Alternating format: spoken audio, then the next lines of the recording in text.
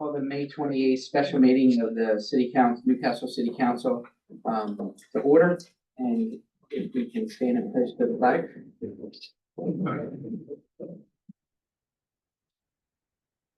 I pledge allegiance to the flag of the United States of America and to the republic for which it stands, one nation, under God, indivisible, with liberty and justice for all. Yeah, the roll call. Councilperson Joseph Day. Present. Councilperson Nerman Zubaka. Here. Councilperson Andrew Zell. Here. Councilperson Brian Mattaway. Here. Also present, City Administrator Antonina Tantillo, Mayor Valerie Leary, City Treasurer James Wisman, City Clerk Finance Officer Coordinator Courtney Taylor. And we'll start with old business, discussing possible vote of ordinance 553. So if I could just give a quick background, we introduced this ordinance for a first reading back in April. We had a second reading and a public hearing at the May regular city council meeting. And we agreed at that time, council agreed at that time to not hold a vote at the May meeting, but to continue discussions of this ordinance under the guise of the budget because it, impacts the budget. So I'll give both Councilperson Zagaka and Mattaway before I have the presentation. If you want to put it up, just let me know what order you want to think. Thank you, do you care to start? Sure. Thank you, everyone, for being present here today to receive and partner in regards to this endeavor. So as Ms. Tantillo mentioned, this was first read at the last city council meeting, but this idea in regards to a capital fund and a budget stabilization fund was contrived prior to that, actually earlier this year, due to the pending election that we had in April. The thought was to not make this an election issue where people choose sides as to if they're for it or if they're against it. So that's why it was brought forward just recently. Otherwise, it would have been brought forward in about January or so. So I'll first start in regards to the capital investment fund. So there are several documents that make reference to 2009 city council minutes. And there are a couple points that we just wanted to highlight in respect to that, because what we know is that we can learn from our history and we can build upon it. And sometimes history is cyclical. So in regards to on the back of the first page, second paragraph, Administrator Thomas, who I understand is now deceased, bless her soul, went over the current proposed budget, which includes revenue projections outlined at the previous meetings. And she indicated that the projections reflected in the city would not meet projected revenue in the current budget year. The second paragraph, the paragraph below that, Administrator Thomas pointed out the shortfall in regards to transfer tax revenues. And this is what we know happens from time to time because these types of revenues are not predictable. And there's a lot of other mitigating circumstances that can make them go up and down. The paragraph below that, the city had projected to receive almost $5.4 million in revenue, but the actual amount was $4.6 million. So what we're seeing today and recently is not necessarily something new. It's cyclical because of a lot of things, because of the economy, because of things that are uncontrollable beyond our control. Can you just note, when those minutes were from? Yes, I apologize. Those minutes were from Tuesday, June 23rd, 2029 at 6 p.m. The meeting occurred at Old Town Hall. The second set of budget workshop meeting minutes are from Thursday, June 18th, 2009 at 6 o'clock. The point right under budget workshop to discuss revenues. Ms. Tish Gallagher was representing the senior center, and she indicated that the state and federal cuts were affecting their funding sources. And we know that that's something that's currently happening today in regards to the senior center, in regards to the historical society, in regards to the library, and even the city, so to speak. So again, these things are cyclical in nature and sometimes are beyond our control. Then on the page after that, on the back half, toward the bottom of the page, where it says Administrator Thomas explained that past city councils have taken some amounts of unreserved or unexpected funds and used it toward the next year's budget.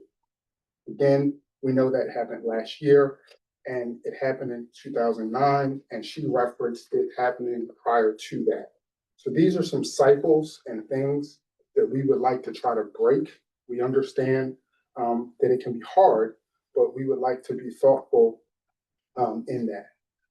Then on the next page, this is an excerpt from the 2020 comprehensive plan, by the city administrator, the planning commission, city council, etc. And it makes reference under suggestion S4-4 to develop a capital improvement program, find desirable physical street improvements throughout the city. We think that's a great idea, but we know that capital improvement cannot be done without capital dollars. Then on the bottom of that page, S4-6, suggestion D, conduct a fee analysis for applications based on the process to ensure land development is paying the associated costs and not supplemented by the city. And then on the back page, what we have is a resolution number 2011-10, which our predecessors, and we thank them for their efforts and their service to the city. March the 31st, 2011, the city council at the time thought it worthy enough to establish some funds in regards to capital equipment and improvement. They allocated $125,000. Today, the account sits at $125,000, and this is an effort to carry the torch forward for what our predecessors started. And we want to be thoughtful in establishing a capital fund, not only for what we can do in terms of infrastructure, what we can do in regards to assets, vehicles, trash trucks, etc., but also what we can do to help those great organizations in our city. We know that the Goodwill Fire Company is soon to be looking for a new place, and they can and probably should come to the city expecting a significant portion, and we need to plan accordingly. I'll stop there in regards to setting a pretext for the capital fund and the budget stabilization. Councilperson Zabaka, did you want to comment now? No, we can keep going. Okay. So the budget stabilization fund is a type of asset, if you will, or structure that is commonplace amongst government institutions at the federal level, at the state level, and many local municipalities. This is something that's taught in the academia, and it's something that is, we believe, based upon our prior comments, is supported by Ms. Tintillo in respect to proper protocols for handling a local government. And the budget stabilization, per Ms. Tintillo and her education and her background, she says that the minimum is 6 months, but the desire is to get to like a year. Is that correct? I want to speak for you. Yeah. Yes, and many budget workshops and. Okay. Councilperson Zabaka. Yeah, but thanks you guys for talking about this in general. I think we talked about, reading agenda and saying potential vote on this. I don't necessarily expect us to vote on this tonight. I think this was moved into budget workshops just to kind of have an idea of, Councilperson Matter and I spoke many times around this, as we were drafting the ordinance about how we want this to be a council drafted ordinance, in a sense, like we need everybody's input to figure out what are the best ways to kind of create something that's going to last and serve our city and help our budget help overall in future. So like we could vote tonight. I'm just saying, I don't want anybody to feel any pressure about it. It's one of those things, just makes sense to have it in a meeting as we discuss it, this upcoming fiscal year, current fiscal year, and, years to come.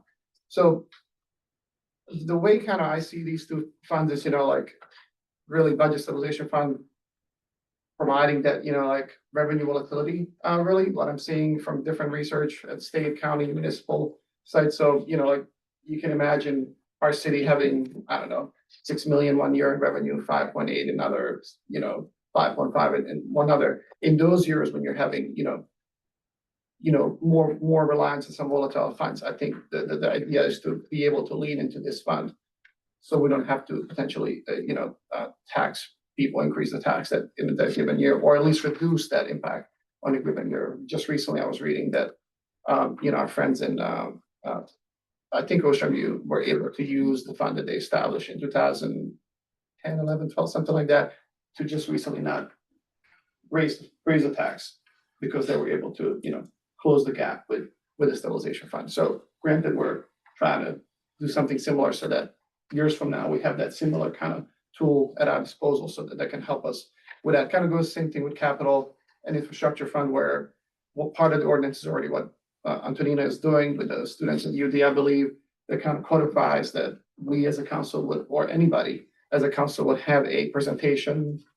I think it talks about it being, early spring, mid-year review budget of capital improvements for the next 5 years. So it's not just, looking, 12 months ahead, but rather, these things are something you need to plan for in future so that you can kind of anticipate some of those put aside funds or changes that you need to make as a council. So I think those are some of the things that capital infrastructure fund would hopefully be able to do, strategically put money aside that when we're not able to get all of the requests that we want to get from Bonneville or any other grant that we're applying for, or we still have a need to fix a roof or whatever, road or whatever we're talking about.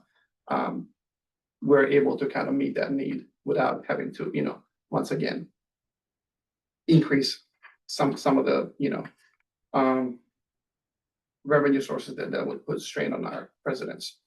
One of the things that I want us to be mindful as we're thinking about, what you're going to see here in front of you is just kind of some proposals of what myself and Brian are thinking, potential paths, but I just want us to kind of discuss what is the best path, because I was reading 2 different studies from Pew Trust and Urban Institute that looked at the states across our country, kind of what they're doing as best practices, like flagging each state, saying like, this is what these states are doing, this is what these states are doing. But like one of the things that was highlighted in one of the 2 articles was how Delaware as a state has a stabilization fund, but it hasn't been really drawn upon, right? And it's one of those like catch-22 where you have, let's say, 400 million in there, which is about 6% of our state's budget, but it hasn't been really touched due to not really specific withdrawal procedures. So I want us to think about those things as we think about this ordinance, and like, how do we make sure that we're not creating a fund that just grows, but creating a fund that serves the city best way possible, right? So I don't know the answer to that question. I guess what I'm saying is, but there are things that I'm reading that we should try to be mindful of, and I'm happy to share those studies later too, for everybody to see. I'm happy to start now kind of with a presentation of, if you guys have any questions before that, I can start talking numbers, if that's, everybody okay with that? I am. So what are you seeing here, is like one of the, I did a little analysis of I looked at actual revenues, actual expenses for since FY15, and I'm sorry, you're still on this ordinance though, right? yes, I'm on ordinance, Okay. but I'm using a presentation that's also in front of you, one of the, so if it's easier to follow, if you put that page twice, you should see what's on the screen behind. So one of the things I discovered was, I was curious, like we're budgeting for things every year, and we're, both our revenue and expenses are lower than what we budget. But then I was comparing actual revenue versus actual expenditures, and since FY15 to FY24, each year we had a surplus, depending on the year, smaller or bigger.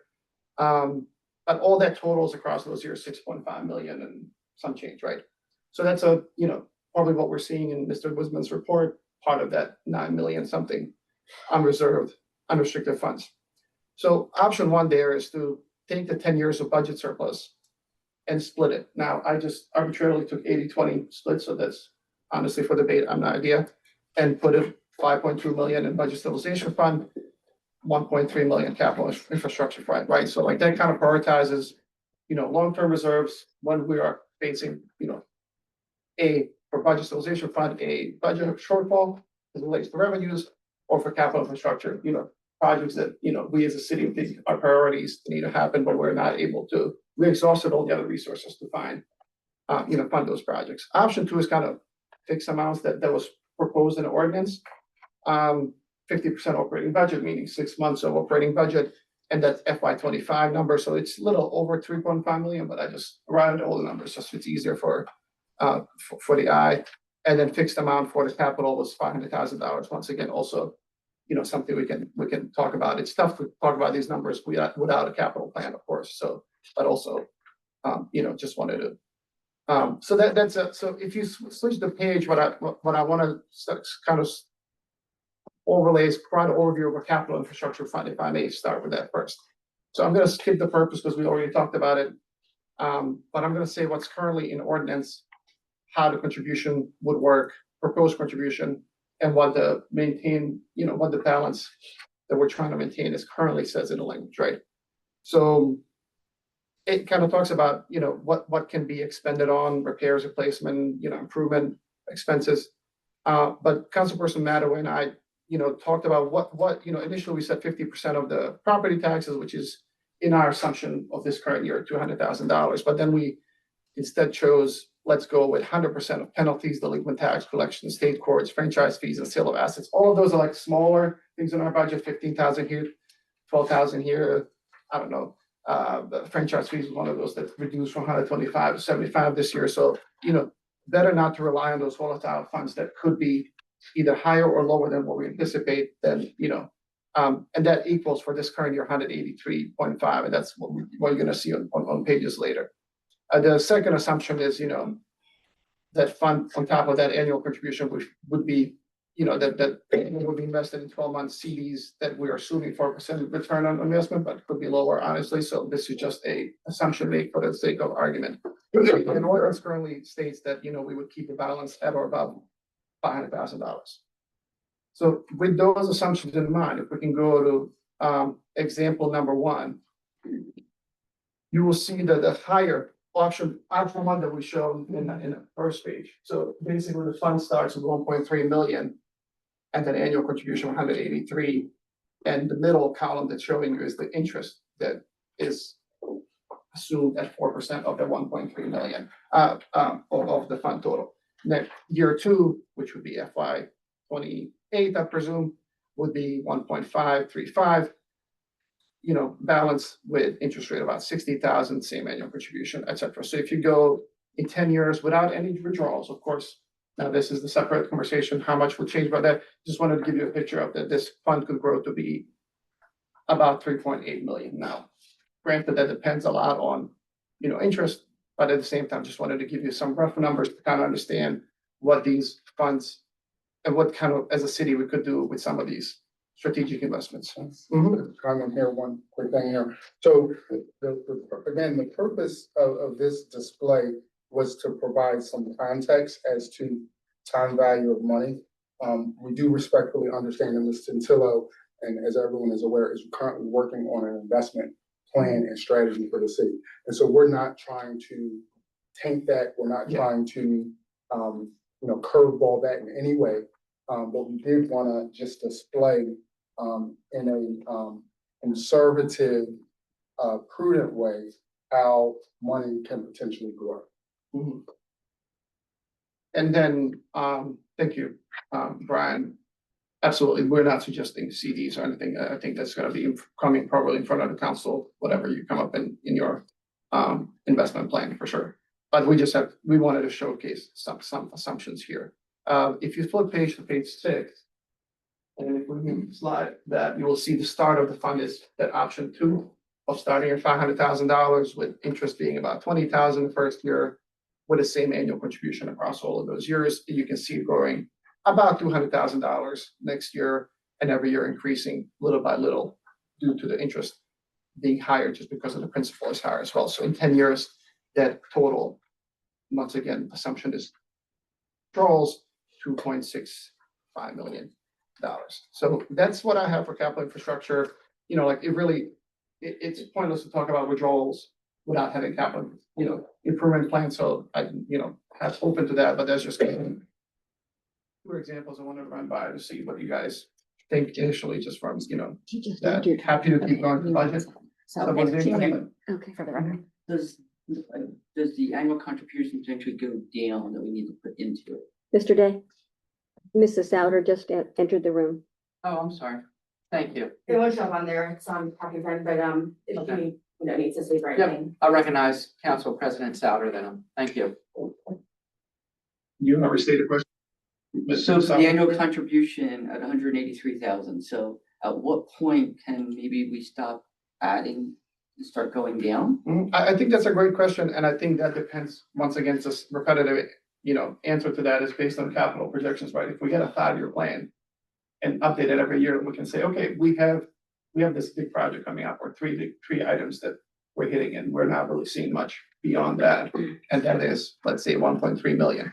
So beyond year 5 there, we can say, okay, we can start just keeping them, $500,000 there that we set to do, let's say, if that's our minimum they want, and then trim down and just reuse the interest that you're accruing every year and just have that grow itself organically until you identify as a council, future councils, of course, with the city administrator saying, hey, we have added needs 10 years from now, 15 years, whenever the SIP plan comes in and says, we got, this particular need in the city that costs more than what we could, pay out of regular, budget cycle, I guess. But So the that's two the- different starting points, the money's already there. It's already, it's just not restricted, so the money's there that can be used and Yeah, put into it, am I correct? But what this does is it earmarks it for capital projects, right? So like it puts aside so that we have, let's say, 500 or 1.3 million just for capital improvement projects, so that you can say, okay, but it's towards some goal that we're saying. We're putting money aside for deteriorating infrastructure that we have in the city, let's say, and we anticipate it to be this number. I don't know that number, right? These are the 5-year, I think come December, I'm hoping we would have some more knowledge on what that start number would be, or what the goal is really, so we can work towards that goal. And then in addition to that, working with an investment company, the, profile, whoever's gonna manage the profile for us portfolio will help us with, maybe you should add now, maybe you shouldn't, Mhm. they're gonna give us financial guidance. And That's yeah, fine. my assumption here being 12-month CDs repetitive across all these slides is so it doesn't limit the funds from being used year to year. We can put it at 5-year CDs, but then we can't touch it, so like that was the thought behind this. Instead of it being, all restricted in a sense, and you can't use it. In the meantime, I don't know, maybe you can, but maybe there's a penalty. I'm not really an expert, so I'm gonna leave that to other people in the room. So that's just kind of initial. One of the other key data points to understand where we are at a moment in time is on Ms. Tantillo and Ms. Taylor's presentation to council, proposed budget number 2 and page 13, the far right-hand column. Because oftentimes people see or think, the city has, $8 million, right? But it's important to recognize that that is the starting point. And then when you take out current year budgeted expenses, And you're talking about right table? yes, right table, and allocated fund for flood mitigation, et cetera, with ARPA, the actual balance is approximately $5.7 million.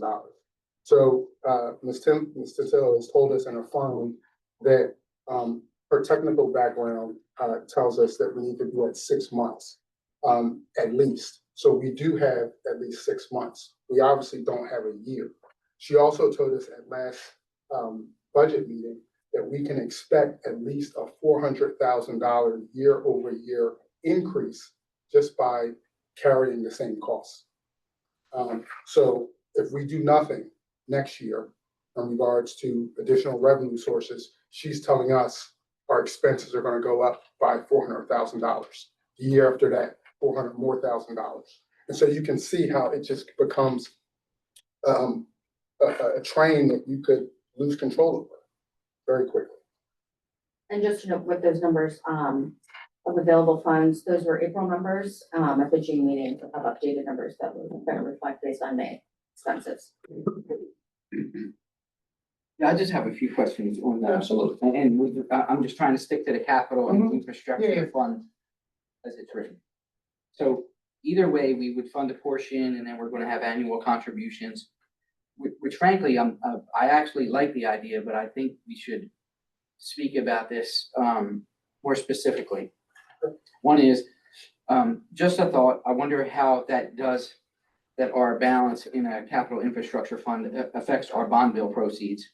But just a Mhm. thought there. But I also wonder, so, Meaning bigger it is, we have less chances of, Yeah. state's contribution. but I also wonder, so if I brought a project at any time of the year and I wanted to use that money, frankly, if I get 3 votes, we're gonna use the money. Mhm. Which is one of the things the chart doesn't show, you know what I mean? Is obviously you're gonna be using, I'm assuming, significant amounts of the money every year. And then it doesn't sound like the goal is to use all the capital infrastructure fund yearly. And then again, I mean, there's no constraints on when, like, obviously now, generally, all the stuff gets loaded in at the budget time. Mhm. But I think that's probably something we should talk about, so that somebody can't use $500,000 of this with 3 votes in 30 days. Mhm. Okay. You mean as of like you mean like a moment in time, Joe, like you can't get it past like September as an example? Obviously, there's always an emergency situation, but short of that, it should be done with the budget cycle. Okay. You know, what I mean, we should be budgeting this money, but the other thing I wanna make a mention of, and it's no secret, for years, the city has talked about some kind of complex. And if we were gonna earmark this for a complex, I'd rather us just be upfront and say that's what we wanna do. Mhm. And then we can all understand that this isn't a capital infrastructure to take money out of to buy a new police car. You know what I mean? I do think that's something that we've talked about, and the city is probably, you know, I think we're at the point where we at least need to start investigating that and go forward with that. But if we drain this every year, obviously, we're not, you know what I mean? I just think we need to know if we're gonna use this every year and take all the capital money out of it, or if this is our pot, and then eventually we're gonna be looking at some kind of campus or something else. Mhm. Just some ideas, just, you know. Yeah, kind of no, throw it I out there. appreciate that. My initial thought, and as with everything, I'm happy for insight and collaboration, is that this can be an accessory to the bond bill, right? Unfortunately, in the city, you know, if projects don't get paid for by the bond bill, for the most part, they just don't get done, right? Or, you know, goes on to the next year. And then obviously, we know flooding is a huge issue, right? And the Flood Mitigation Committee, they've done a tremendous amount of work. And I think we do need to get to a point to where we can do some things ourselves, right? Irregardless of state, federal dollars, in combination with grants, to do something. So those are some of the other things that I potentially view this capital fund in doing. Mhm. And I hear you with the flood stuff, but here's what I'll say. We submitted 8 requests, whatever, for the bond bill, right? And I'm just using a number. And 4 get funded. And then we have this money, and if I'm a resident, I'm gonna say, well, you asked for it in the bond bill, like, you got the money, I want my street paved now, even if you didn't get it in the bond bill. And those are some of the situations we gotta think about how we're gonna react to also. Because every year, there's enough in the bond bill where we would drain this whole thing every year. Do you see what I'm saying? It's like, oh, it was important enough to ask for the state government for it, but we didn't get it from the state, so we're just not gonna do it. Or we are gonna use all this money every year. Those are the kind of things and situations that I see coming up where, you know, I mean, we just have to have a plan. I'm not saying Yeah. one way's right or wrong. But if it was my street and I was waiting for it to get Right. paved and we didn't get the money for 3 years, I'm saying, council, when you gonna pave my street? You got this fund, what's the problem? Yeah, I think that's So- real. I think hopefully that can intertwine with the capital improvement plan that Ms. Tantillo is doing. I know she's probably gonna work with the engineer, right, to identify, you know, streets as an example that are, you know, maybe different tiers, right? Like, horrendous, Mhm. right, needs work, or, you know, kind of, They always do rate the I top think they're five. rated, They right? always do. Jeff goes out and rates the top five, and that's usually what gets put in the budget is the top five. okay. Put in the bond bill request. Or the bond Because bill. we're not paving streets on our own, or at least we haven't up to this point. And that's why this is brought up to us as a conversation point, because I don't have that, you know, like, balance might be the answer. Right, like, might be mix of both, right? Maybe we are having a large goal for the complex and say, we would like to be able to contribute towards that realistically, and this is the way we could do that. But I do, you know, when we were drawing this, I think one of the thought was, we don't wanna be always stuck not being able to do things that are high priority, but we don't necessarily get the funds.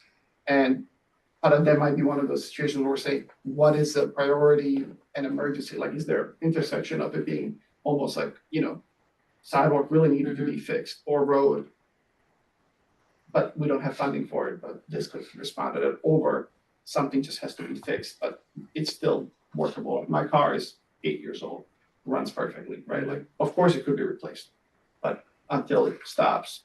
Yeah. Probably, it's like, that's type of kind of conversation I have in my head around new purchases. So cost benefit analysis. So I think yes to both, if you ask me, but maybe we can figure out language that puts checks in place for the council that would allow us to spend certain percentage of it a year for miscellaneous stuff identified, not sponsored, you know, on that graph, emergency and need, and the rest of it towards a complex, let's say. And, you know, if we get all the money later, or majority of it, and we surprise ourselves with fundraising efforts, then we can reuse it for something else. But yeah, I think you're right. If I'm a taxpayer, and I am, you know, I want that to be used instead of, you know, because this is money, the interest here, just to be transparent. If we're keeping interest in this fund, that's interest we're not putting in the revenue side on our operating fund that we rely on right now. Same thing for annual contribution. That's 200,000, Mr. you Day, know, so. Suzanne Souter has a comment she would like to make. I don't know how to get her in here. She should be able to mute. And to answer your question about earlier when you said, how can we ensure that the whole balance of the fund doesn't get, you know, withdrawn? I'm not sure what this, you know, like, currently language says keep the $500,000 minimum, but obviously that's for us to kind of decide and kind of figure out ways. You know, emergency is an emergency. If we have it, we got to spend it. I think that's something we should be able to do. And the majority thing, I think it's even language in a budget stabilization, unless it's an emergency, right? Like, emergency allows for regular vote. But I more think about it, I think just a majority vote is still enough, because one has set councils that come to make that decision to say, we are elected officials. And it'll probably require a charter change to say, for these funds, we would need majority vote versus, because all of our votes are, you know, so like, I think that's the discussion we can have, but we also have to have trust in, you know, future councils to say, we understand the purpose behind this fund, you know, so I'm okay both ways, I guess is what I'm saying, because it still shows 4 out of 5 or 3 out of 5 still supporting to empty the fund because there's you know, whatever the situation is. So We'll go to Suzanne, if we can bring her up and have her comment. Suzanne, you should be able to speak. Oh, okay. Hi, can you hear me? Yes, thank you. Okay, sure. Thank you. I just had a comment first on what Mr. Mattaway said about the Flood Resiliency Committee and their work. And currently, their most likely possibility is grants through the Army Corps of Engineers, but that's by no means guaranteed. But if we were to get their involvement in a project, they require a 25% copay from us. So this capital fund would seem to me to be something that could be used for the copays. And the second thing is, Mr. Mattaway said, well, there's very little federal and state money, which right now is absolutely true. What we've been told by the Army Corps of Engineers is that the paperwork alone takes 2 to 3 years. So you normally start before you're going to get the money, and well before you need the money anyway. And secondly, if we don't do the paperwork now, then we'll be at the back of the line when the money does become available. But Mr. Mataway also said, well, we could do it on our own with grants if we don't get federal or state money. Well, other than federal or state money, there are not many grants available to cities. Most private foundations don't give money to city government. That's what we found. And Mr. Zabaka made a comment about our fundraising efforts. Fundraising efforts for the city are tax revenue, fees, and bond bill. I mean, there's, we don't go to the Longwood Foundation or the Welfare Foundation like private organizations do. So I'm not quite sure what was meant by that comment, and that's all for now. Thank you. The state and federal, yeah, it was that, I use that language, but that's our fundraising methods, yeah. Exactly. And last note that I have, Joe, is the question about how does this impact our bond, right? I haven't looked at that. I think that's a good thing to see, like the cities that have capital fund, have they, look at their bond bill each year and try to figure out, is there any correlation between the two? I would hope not, right? Is that something we can ask the Senate?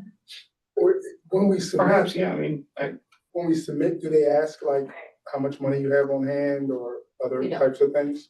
No, they don't. Okay. yes. They don't, but I don't Okay. think, I don't think, anybody is naive to think they're gonna say, the city of Newcastle's got $10 million in their bank account, and they're down here asking us for money. You know what I mean? So I do think, it's prudent for everybody, you know what I mean? So the other thing that I would say, I see you've changed like the way they fund this, which I kind of understand. Mhm. But I would also say, and we talked about this before, if you're going to do this, you know what I mean? And I don't disagree with the lines you picked, but I would also say at the end of the fiscal year, you should be looking at the excess in whatever it is, whether it's property transfer tax, Mhm. and maybe try and figure out a percentage of that excess that goes into this fund. Because, you know what I mean, that's above and beyond where we're budgeted, but that may be something that's worthwhile. Well, I think that's great. That's right on point.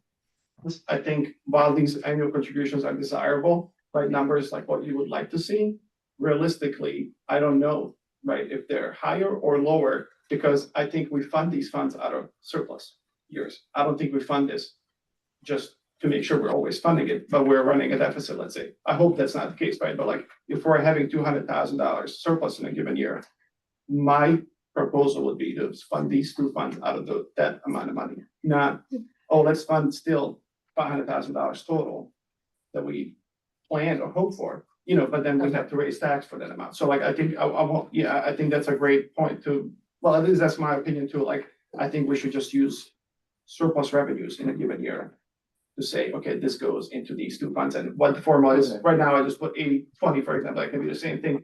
It can be 12% here, 30 for this, whatever we come up with as a council. That's kind of how I see it, because I started running scenarios of like, if you do it any other way, there's no way to repay these funds. Like, there's no way to repay without raising taxes, and that wasn't the intent of this. It was supposed to aid the city, not put a rent and say you gotta raise tax to fund this fund.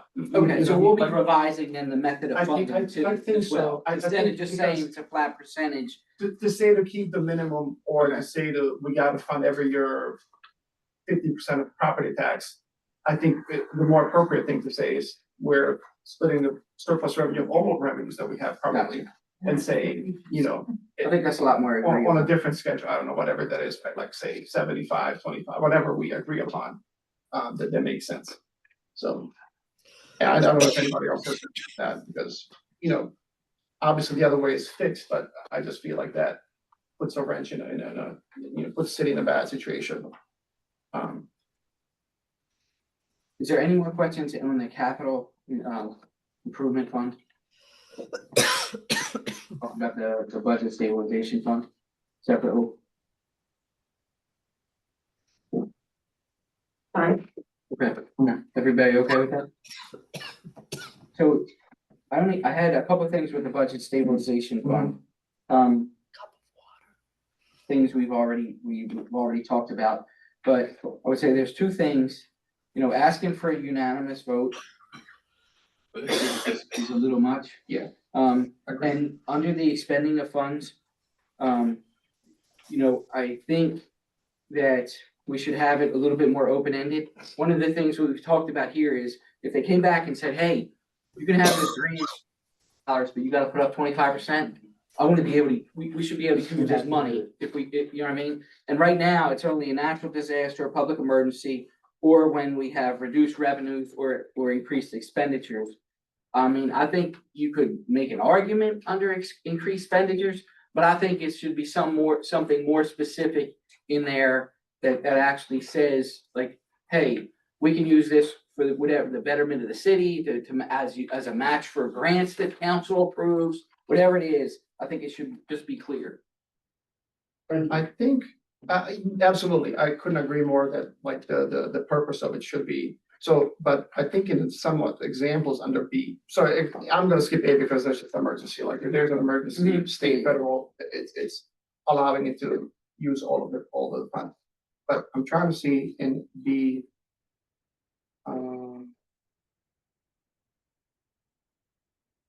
So B3, utilize to support personnel costs, payroll, labor contract negotiations, But it's still restricted Okay, to it's still- okay, 25% is what my concern is. Okay, got it. I see what you're saying. It still could be probably, but I will just note this, when I was reading those reports about states, creating these funds, the ambiguousness of that allowed states, made it harder for states to withdraw money. So like they were saying to make this as much specific as we can. So like to your point, I'll, like list things that we think and amend it, right? If we need to, go for a vote, add stuff on there if we weren't thinking of something at the time that this was passed. Well, that's very restricted because it does say more than 25% of the withdrawal. Like what withdrawal, what if we expand that a little? Yeah, broader? absolutely. Even if Yeah, we didn't restrict it to 25%, what if we just said a withdrawal could be used for all these items? Because then, if say you need $100,000, but it's, this language is in here, we need to withdraw much more and we don't actually need that. Absolutely. Yeah, I mean, I'm open to ideas. I'm in agreement with what is being said about this needs to be living, breathing document that we make a tool for ourselves, rather. It's not meant to restrict, I guess, our use of it. It's meant Yeah, to so we're not trying to allow tie us our own hands. Yeah, I think it's just a balance of finding the percentage of like, what is the good amount to as a city, think about to take, so we can keep replenishing this fund, or maybe there's should not be any, it's just a discussion year to year, right? So like, that's okay too. So.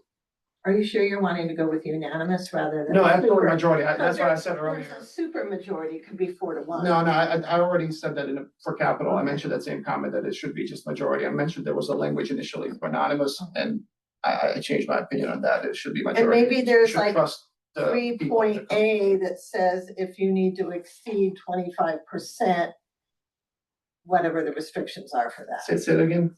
So you get like, so it says no more than 25%, Okay. blah, blah. 3.3-A or something says, if the need arises for 30% or 35%, then we have to meet these requirements or qualifications to do that.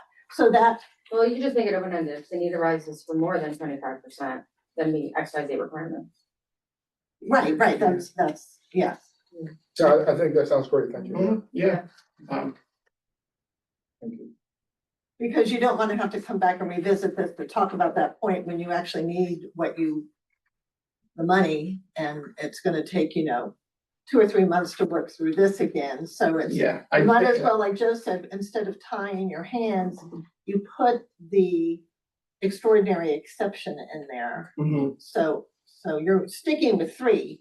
You don't really want to go to 3.A, but if you had to, go to 3.A. So, Absolutely. I think, like, we want to be able to tap into this fund. We don't want to say, we got to go through hoops and change the ordinance to get that. So whatever we need to do to make it flexible, and then just have a conversation like this as part of the budget decision process.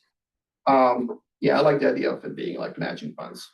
you know, like both of them, or capital, like whatever we need, you know, for different grants, both state and federal, like if we need 25% match. I feel like the capital, if that's not already in capital language, we should make sure it is, right? That, Council President Souter mentioned.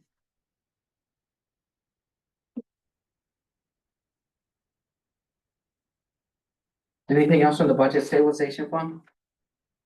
Anything for Suzanne? Right.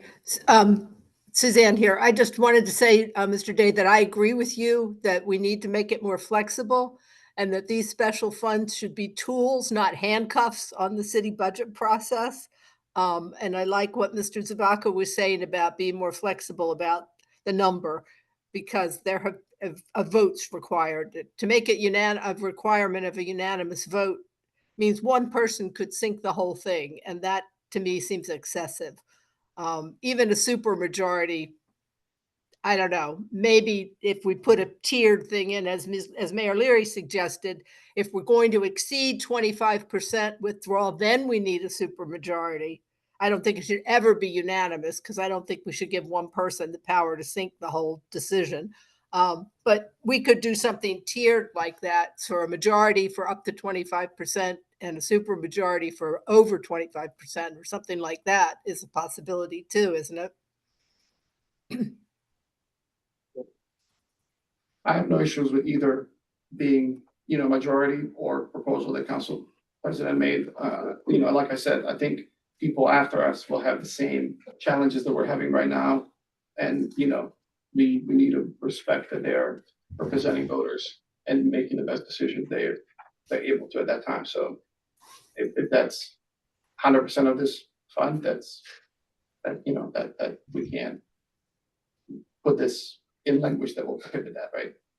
Or we shouldn't at least. One of the things that we talked about last time, Joe, I would like to see if anybody has additional ideas. Sorry, right? The 222-5 replenishing or expended funds, like we were talking about. Currently, language says, 25% of it to be repaid over 4 years. There's just something that, I'm not sure how do we even go about that. It's tough to kind of pin it to say, what is the example? Maybe next year is $400,000, for example, of a gap. Of how do you come up with that? But given that, idea of funding these funds should be on a surplus, right? Like on when you have revenue exceeding expenditures, I don't know how you go about prescribing paying it back, because that would mean you would have to have higher revenues than expenditures. And, we don't have the tools to make that outside of property tax. So like, once again, it turns it into a taxation issue, Yeah, I do think it's something that you probably just have to evaluate every budget year and convince council that, hey, this is how much we should, put back. And obviously in a lean year, you might say, we can't do that this year. Or we may be taking some more out of it this year because we need to balance our budget. But I would agree that I don't think you can prescribe what council needs to do in the future as far as percentage base, of contributions. Is there a minimum we're thinking? Is the 50% something that as a council we're thinking, 6 months, is that what would like to keep? Kind of similar to what we're keeping right now, 125 in capital, right? Is there a minimum that we as a council think currently is something we should try to keep, or and that's 222-2 on a page, the prior page report or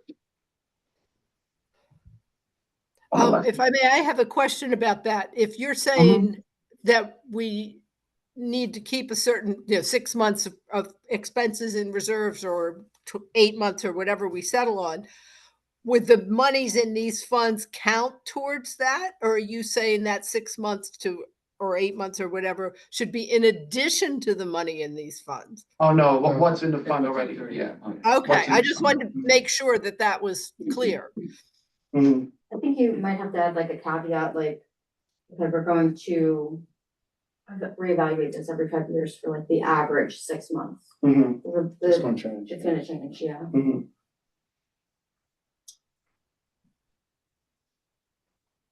Were you asking about in 222-3, were you asking about what we thought of the 50, the X percent. Sure, yeah, what's the goal? Is it 6 months or is it less? Is it more? Like, is it, and it's a moving target as it's written right now, in my opinion, because it would be 50% of the 25 for this year, 50% of 26, but that means also restricting in the sense that it has to grow to be 50% of something that's increasing, let's say, by 5% every year, right? But that doesn't mean necessarily our revenues are, we have surplus every year that matches that, or interest that matches that, so Again, that's the kind of conceptually, how do you make this flexible so you don't tie your hands? exactly, So so it's not what's the verbiage in Mhm. here?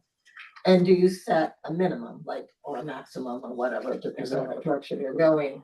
That no matter what, I guess, if you had to use it all, but that's really, knock on wood, that's, not something you ever need to do. and it says may not be less, so it could, it doesn't say, shall.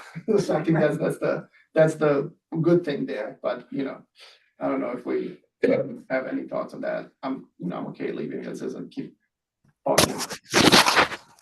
Yeah, I mean, I think, I think 50% is the right number, because, I mean, roughly it is, That's- and I also think anything higher than that, I mean, again, we have to be conscious of the taxpayers' money too. Yeah. We're not here to build windfalls or anything, but I do think that 50% is correct. But again, you go into a lean year where you need some of that money, you know what I mean? Then you obviously aren't gonna have 50%. You know what I mean? We take, $1 million out of there because we don't have enough. Now we're under, where we need it.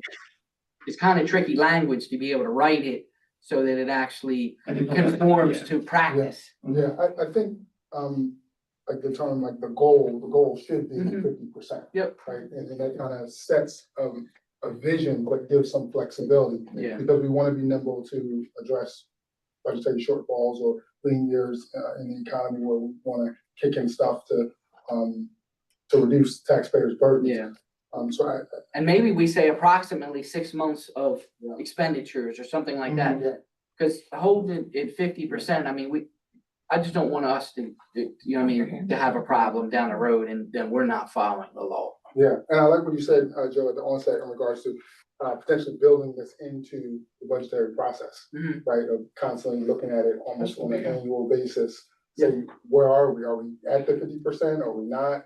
And, talking about different projects and things of that nature. That's the perfect time to do that. Yeah, I think I don't see it not being part of the budget process because, you can't just put it aside and it doesn't impact your decision making because. But, the other things that move, maybe explicitly, we can put something like that in the ordinance, right? To say like, to make it a part of the budgetary process. I wrote this a while ago with Brian, so it could be already in there. Just make sure what you're putting in the ordinance isn't gonna tie your hands, because Yeah. if you need to do something outside the ordinance, and you need to redo the ordinance. Mhm. Thank you all for your comments and suggestions. Are we good with that? Anybody else have any other comments? If so, I'm gonna go out of order. We'll go to public comments for anybody that's here that wants to make a public comment now. If they would rather wait until we're done, you can wait till we're done. We'll have public comments, but you only get one shot at it. So if there's anybody from the public that would like to speak now, stage is yours. We get an opportunity at the end. At the end, I'll open it up again. I just wanted to make sure that, Thanks. yep, okay, I have a question, it's not a comment. okay. The budget workshop says you're gonna be discussing the 2025 fiscal year budget. Mhm. That's the budget that ends next month. Yeah, That's it. Yeah. Thanks. Thank you. yeah. They're just gonna redo this year. Yeah. Okay. All right, we'll move on to the discussion regarding the 2026 general fund budget and grant fund budget recommendations.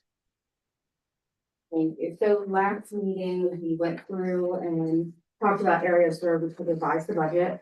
So I'll toggle back and forth between the presentation that I shared with you and the budget presentation number 2, which is of course the draft proposed budget.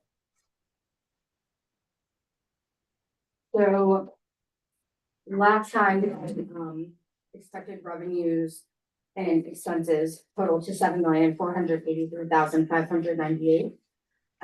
That included a proposed tax rate of 0.3678158, bringing in $4,750,350.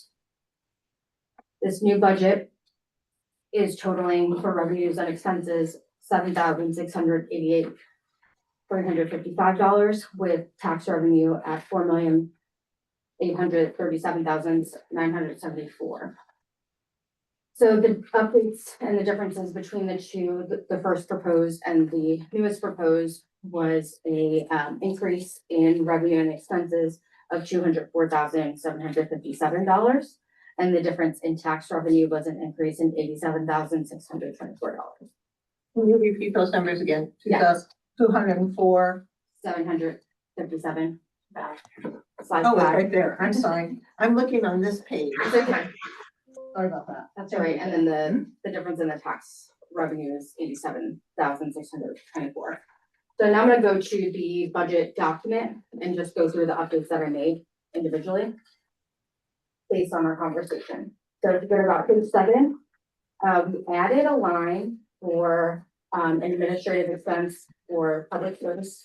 We have one for public administration and public safety, so we needed one here as well, which is another something that was created.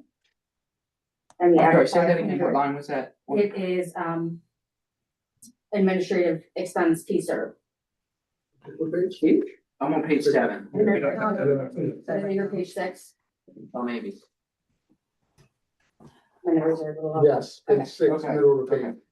It's been administrative expense, yes. Okay, and then the next couple are between page 8 and 9. The first is the dog park line. We reduced that amount, parks is a line, we reduced that amount to 25,000. And then we took out the remaining 54,700 and moved that to capital improvements / road repairs. That is for the parking lot at the dog park area, as we talked about at the last meeting. Then for equipment. Parks. We added $13,360 for trash cans. And the baby changing stations for the. Is that the same thing? Yeah, sorry, it's, Page- it's 8, yeah, third line from the bottom. Oh, I got you, yep, sorry. We added $13,360 for the trash cans and the baby changing stations and $3,000 for park benches. And then right below that for pruning and planting of trees. We increased that line to 40,000 to have the 2,000 for the beautification and 10,000 for tree removal. And then right below that, we have playground maintenance and wood carpet. And we added 2,000 for restriping for basketball courts. May I interrupt? Are the basketball courts going to are you talking about the ones in Battery Park or other courts? Dobbinsville one in was requested at Dobbinsville. the last meeting. I don't think it was restriping them, right? Resurfacing? Resurfacing. Oh, okay, you Yeah. said I restriping, I should- thought, I should have said that. But it's the one in Restriping and Dobbinsville, right? resurfacing. okay. Sorry. Yeah, thank you, yep. Sorry, Suzanne. Other four? Excuse Oh, me. sorry.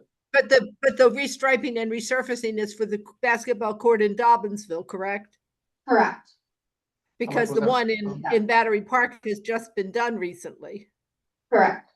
And how much? for Okay, just wanted to beautification? make sure. Let's do that. I'm sorry. Yeah. I don't want to believe it, but it's $2,000 to resurface and restripe? That I'll doesn't double sound check. right to me. Maybe I was just looking at restriping. Did it have to be repaved? Is that what you're Yeah, asking for? yeah, because Okay, that- I'll look into that. There's an issue under one of the goals that there's a big Okay. patch that was done with Maybe I got concrete. confused between the two conversations. We Maybe. talked about restriping. Yeah, I just of the want to make other sure. one. Yep, Okay. yep, definitely Thank you. needs resurfaced. Yeah, it needs resurfacing. It's cracked and a mess. Okay. I'll double check that one. Thank you. Yep. We'll probably expect a little more Yeah. next time we're, meeting. And then should be page 16.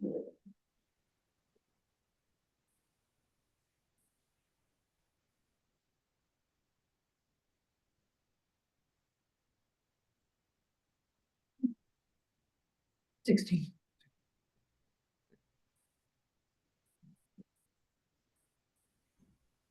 All right, page 15, building heat.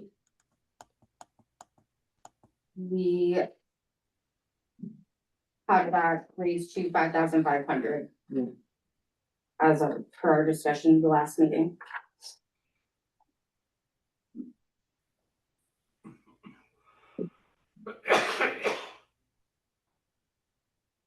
And then under the comp plan. Which was, It's a spinning thing. yeah, You gotta go spin the paper all the time. it's my page 19, is your page 19? Comprehensive Yeah. plan update, we added 10,000 to that line to eventually create the comprehensive plan update fund. So we'll, added the 10,000 here, and then we'll have a resolution once we finalize the budget to create that fund. And pick up, the one online is not matching what you're saying, just an FYI. So like I'm on the one under tonight's meeting. Yeah. Proposed, and it's not matching what you're saying, so like. Are the numbers increases- matching? No, so your increases that you're saying are not showing on the one online, just an FYI. Thank you. You're welcome, sorry. Look at that. This is the packet, so I can get. You don't have to wait, I mean, don't, I just wanna give one back to, Mayor. I think we had Suzanne's packet somewhere. Yeah. Sorry. at least what I'm saying, just so FYI. Thank you. That's all, I know you don't need all of them. Thank you.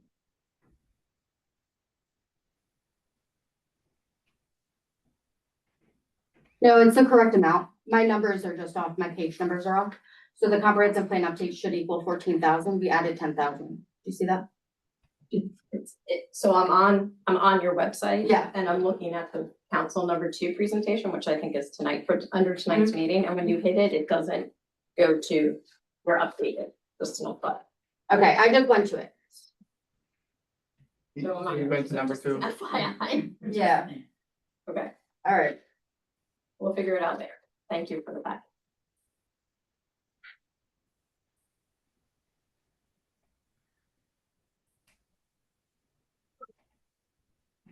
And the advertising, we added the 500 for the William Penford. That's back on page 11.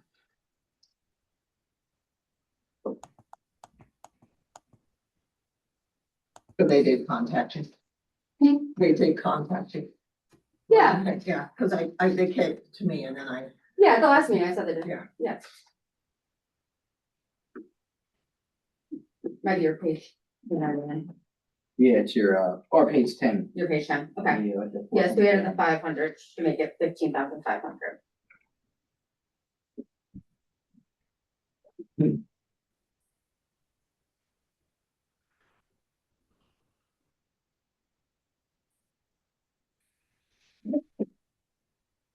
And that was for what? What's the name of that line item? Advertising. Under mayor and council, Oh, page 10.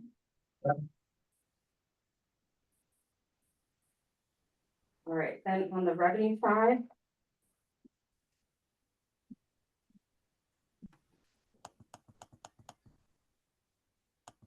Page 22.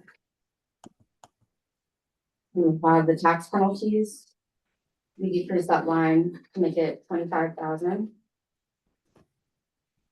Is this due to the conversation we had about? Based on our last- funding that- Yep.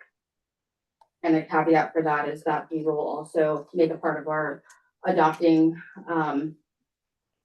budget ordinance, that will have some language in there about the, penalty reduction. Okay. And then property trusts, property tax Just wanted to transfers. make a point that, is Uh, that something we can put on the upcoming meeting? Yes, we will. Okay, Mhm, Yep. because I thought there was a conversation about a time that we need to do it in. Mhm. Okay. Yeah. So right below that, property tax transfers, we increased that line to 400,000. Again, based on our discussion at the last meeting.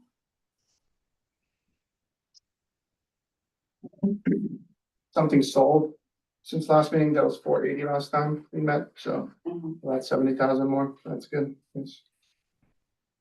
And then on the next page, you have the franchise fees. We increased that to 80,000. And we've received over. Decreased, right, because that was 125 before, right? Decreased. It was Decreased, 100, sorry. it was 125 for this. We decreased your presentation.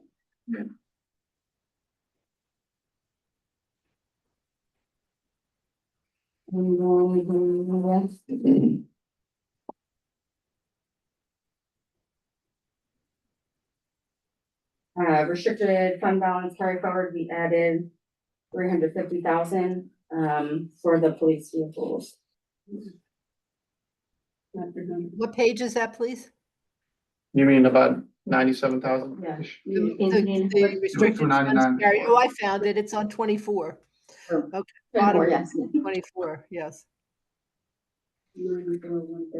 94, sorry.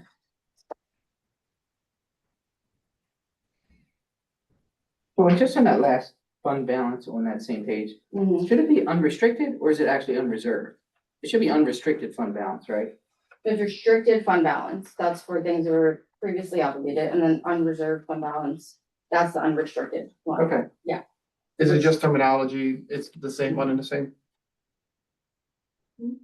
I'm asking you a question, I think. right? Yeah, I was wondering why it says unreserved instead of unrestricted. Yeah, I That's think all. in treasurer's didn't know report if it's it was- unrestricted. That's what it was always titled, Okay, we can change it. But it really I means think unrestricted they say then, right? unrestricted, yeah. okay. I just wanted to make sure I wasn't misunderstanding it.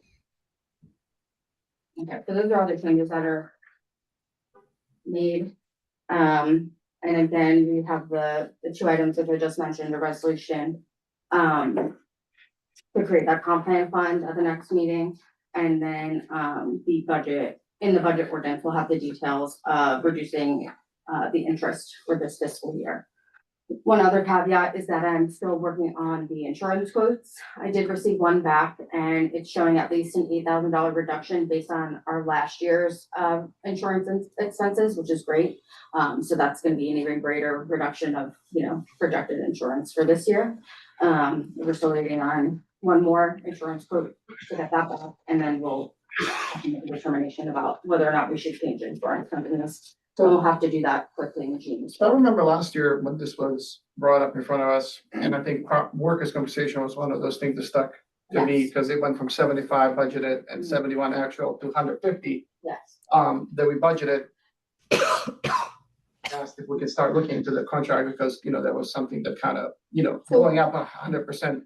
But I do see that this year we have spent a little under 70,000, so. Yeah, so if you remember at the last meeting, I mentioned that we really budgeted like beyond what we thought, because we Mhm. didn't know at that time what the impact of the labor negotiations would have on.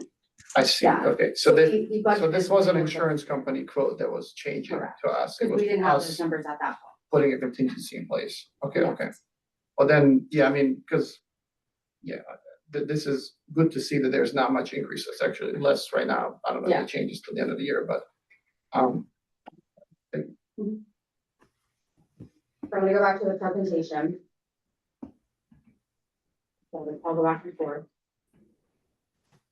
So I just, presented the same charts that I presented the past couple meetings, to show you the makeup of our expenses. And the comparison to last year versus this year. Same with revenue. Make those comparisons. And again, we don't have anything in the unreserved fund balance carry forward in the proposed budget. But I'll talk about that next in the tax recommendation. And just as Councilperson Mataway brought up before, the available funds are an actual of about 5.5 million, give or take, depending, we still have to look at May and then of course June. So just to go over what we previously have gone over for the past 3 meetings. We have a current tax rate of 1.2, bringing in tax revenue of 3,100,000. The rollback rate for that to align with the new county assessed values, bringing in the same tax revenue of 3.1 million. would be 0.24. And the original proposed tax rate was 0.36781158, bringing in 4,750,350, and that was to break even on budget number 1.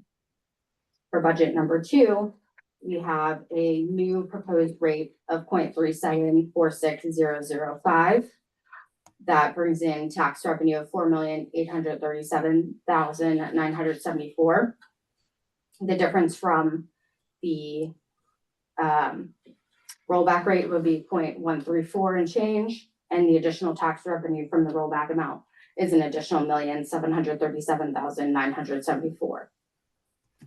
So that's for full, fulfillment of the budget with tax revenue. As presented at the last meeting, we did look at an option of fulfilling the budget with half of additional tax revenue and half of the unreserved funds. So if we do a 50-50 split, we could bring in tax revenue of 2,418,987. The difference from the rollback would be a decrease of 0.05 and change, and then use unreserved funds of 2,418,987. And then we also looked at Antonio, do you mind if I stop you there? Sure. This just looks a little off in a sense that this option right now that you just presented would bring even less than we're getting right now, which is 3.1.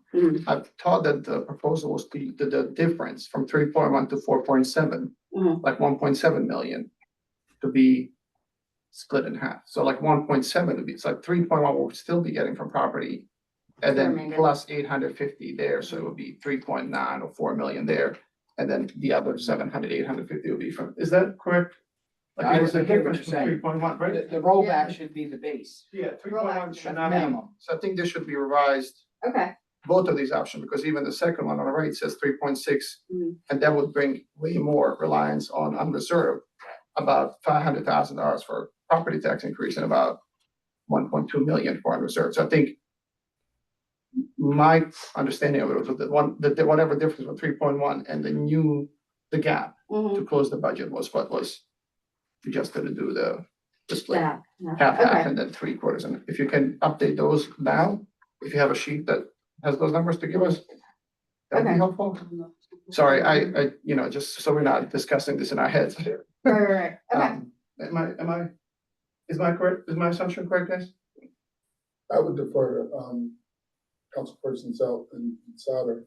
I think that was one of They're recommending. their recommendations. Right, it was the difference, I not the can't base that we speak have. to the intent.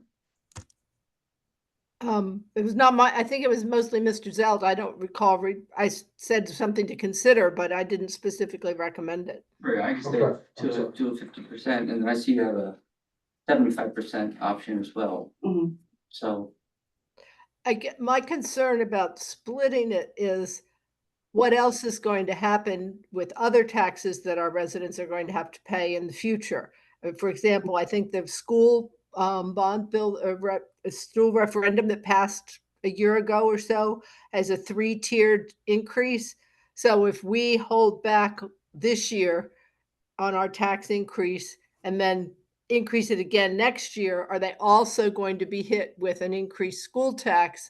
And I think Mr. Day said he thought it was probably or likely that the county would be considering a tax increase, which might also impact our residents.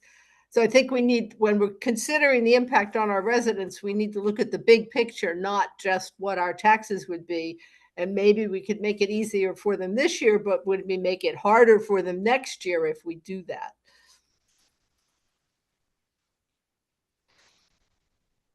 Yeah, I completely agree with that. I think, we talked about it last meeting, how, like finding the right balance between what we need to do as a city and what we're anticipating in other places to happen. So, and that is the $1 million question, I guess. Well, the school tax issue has already been settled by the referendum, so that one should be easy to find out what the school tax change is going to be next year. The county, obviously, if the county council hasn't passed anything yet, then we don't know what they're going to do. But we should be able to find out at least part of it.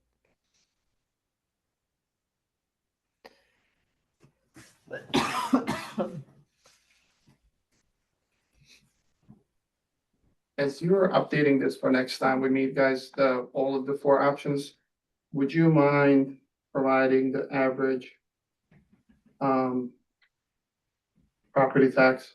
It can be for everybody. It doesn't have to be split out at all. It would be great to have one per residence as well, but if we can just even average just to see, and percentage increase would be great, both, total average, but also, like this is 30% more, 50, 60, whatever the percent more than the 100% option. 50 is this much, or quarter is this much, I guess. Does that make sense? So we can see the total one would be, say, 75% increase. 50/50 would be 50, and a quarter would be. Is Well, there I'm just really, making up is numbers there right really an average in our city though, because we have such a diverse type of home, that goes from whatever up to $1.2 million.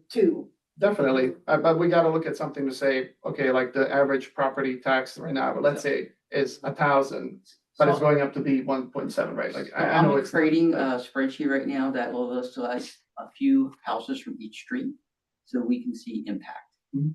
And I think that will help us out to see what's happening. And this way we'll be able to see across the board from all the different streets within the community. The impact it'll make on each street, Yeah. kind of. I mean, I went through each Yeah, street, I'm yeah. picking, if there's like a 400, 500, 600 block, I pick one from each street, so we can see what's going on. Mhm. And that's why I need that information, I'll be able to have that, we can put in the new numbers for the percentages, we can take a look at that. And I brought it down to a monthly basis of how much potentially they're, overall each month. I see. See an impact. Thank you. No, I understand. I mean, especially the 40+ years of reassessment, to your point, Mayor. My house may go up 5 times, your house might go up 10 times. So just on that, without an increase, regardless of the price, right? Like you talk about way higher increase in your house than mine. Double, right? It should be right, but by some math. So, but it just kind of gives me an idea of how much Makes- increase we're having as a city, Makes me wonder when they did this reassessment back in what, 83. 1983 was the last time. 1983. 40+ years. Did was my house really, and anybody else's, you look at that number, was my house really worth that at the time? Is that all it was, what it was worth? And Joe, yours wasn't built, so yeah. Well, and I can add, I bought my house in 2000.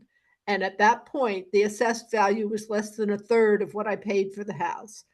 And I don't think I overpaid for the house based on the market value of other properties, similar properties. So that was 25 years ago and 17 years after the last reassessment. But I think that shows that, the assessments were not close to market value. Yeah, mine was bought in 7, 8 years ago, and it was 5 times more than what it's taxed. I mean, I'm getting tax credit all these years in a sense, and that's why that's the lawsuit, right? So that it's kind of gets that up to speed, I guess.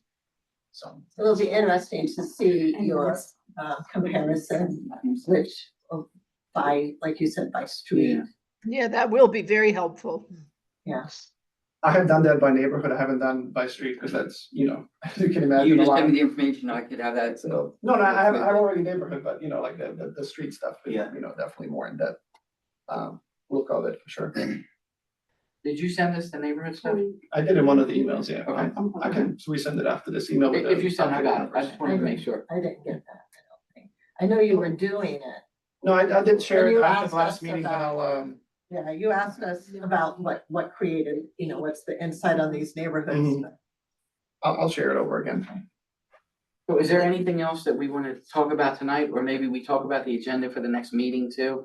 Because one of the things that I would like to see, even if it's just numbers, I know it has not passed the General Assembly with the variable tax rate. I think it would be nice to see, or at least to start laying the groundwork on what we're looking at, how many different categories, 1, 2, 4, 5, how we want to break it up with what we're expecting. I see that the city of Wilmington just put in a budget with 2 different categories, but I believe it's only for 1 year. One time, yes. Yep, Yeah. and obviously the county's putting a budget in with, and I should say multiple, factors for, either residential versus commercial. Is it just doing two categories or more? Sorry. I believe the county's just two, Just two. residential, and commercial. Gotcha. So, And everybody else is considered commercial by that. so I do think that should be on our agenda next time. You know, what I mean, we can talk about anything this meeting too, but at least I think we should lay the groundwork for next meeting, what we're expecting to cover. We could be prepared for. Do we know when that bill is back? 'Cause I think that was House bill, right? Like, do we know, or are you in talk with a sponsor? I'm sorry, for Do the you know when variable the rates. property rates bill is gonna be back? Waiting on a response on when it's gonna be scheduled. The next week is, this week and next week is a joint finance committee meeting for markup of the budget, so the first time they could meet is 2 weeks from now for that, like, to be on agenda. It's ready, I mean, it's ready to be added. It's just Yeah, it we was haven't- 100%, it passed unanimously at the committee, Mhm. so it's ready to go to the House floor and then it's ready to be introduced to the Senate, so. I'm just waiting, I've Both inquired. parts passed. I'm sorry, Both did both passed the House and Senate, both bills passed. but the variable bill passed unanimously. Yeah. I really apologize for Out of the, committee. or with That's all right. the variable tax rate, No, I'm it's sorry, fine. the I'm percentage. sorry, I'm not understanding. Did both of the charter changes pass one house? They both both passed passed- committees, so they're both. They got out of out of Oh, I committees. knew that part, but neither of So them it has has to go come to- for a vote in the full House or Senate? Yeah, the House bill goes out committee to the House first and then to the Senate if it gets passed, and then Senate bill, the gross rental would go to Senate. I understand that part, but what, I think what I'm hearing you say is neither bill has gone to the full House or the full Senate, is that? Correct. Okay, that's all I needed for now, thank you. Yeah, that's what I was asking, when are we anticipating that to be on agenda And to kind of know. If you are before gonna meeting. work up some possible options, as Mr. Day suggested, which I think would be helpful. I had been thinking if we did this, that our historic commercial district, which is most of our small businesses, perhaps we would either not put them in with the other larger commercial properties, or maybe have a third tier, with a lower differential. In other words, I don't want to hit our small businesses downtown too hard.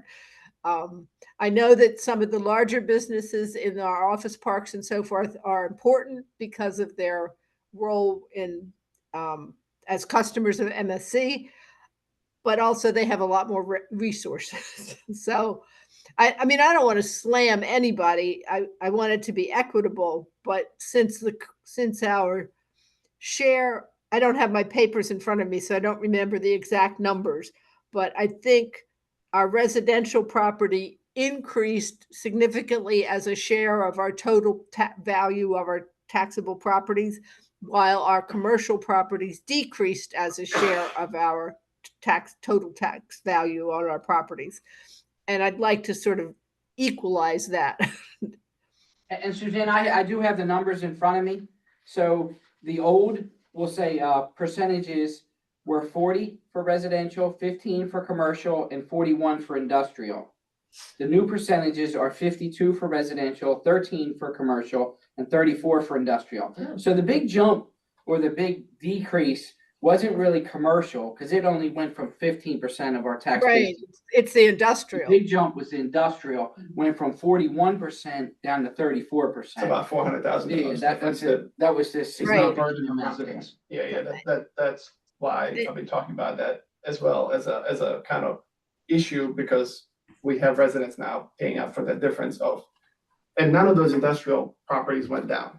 They just went, they went from 4 million to 12, but their bill is smaller relatively because their percent increase is smaller than my house, your house, right? So like, that's the thing.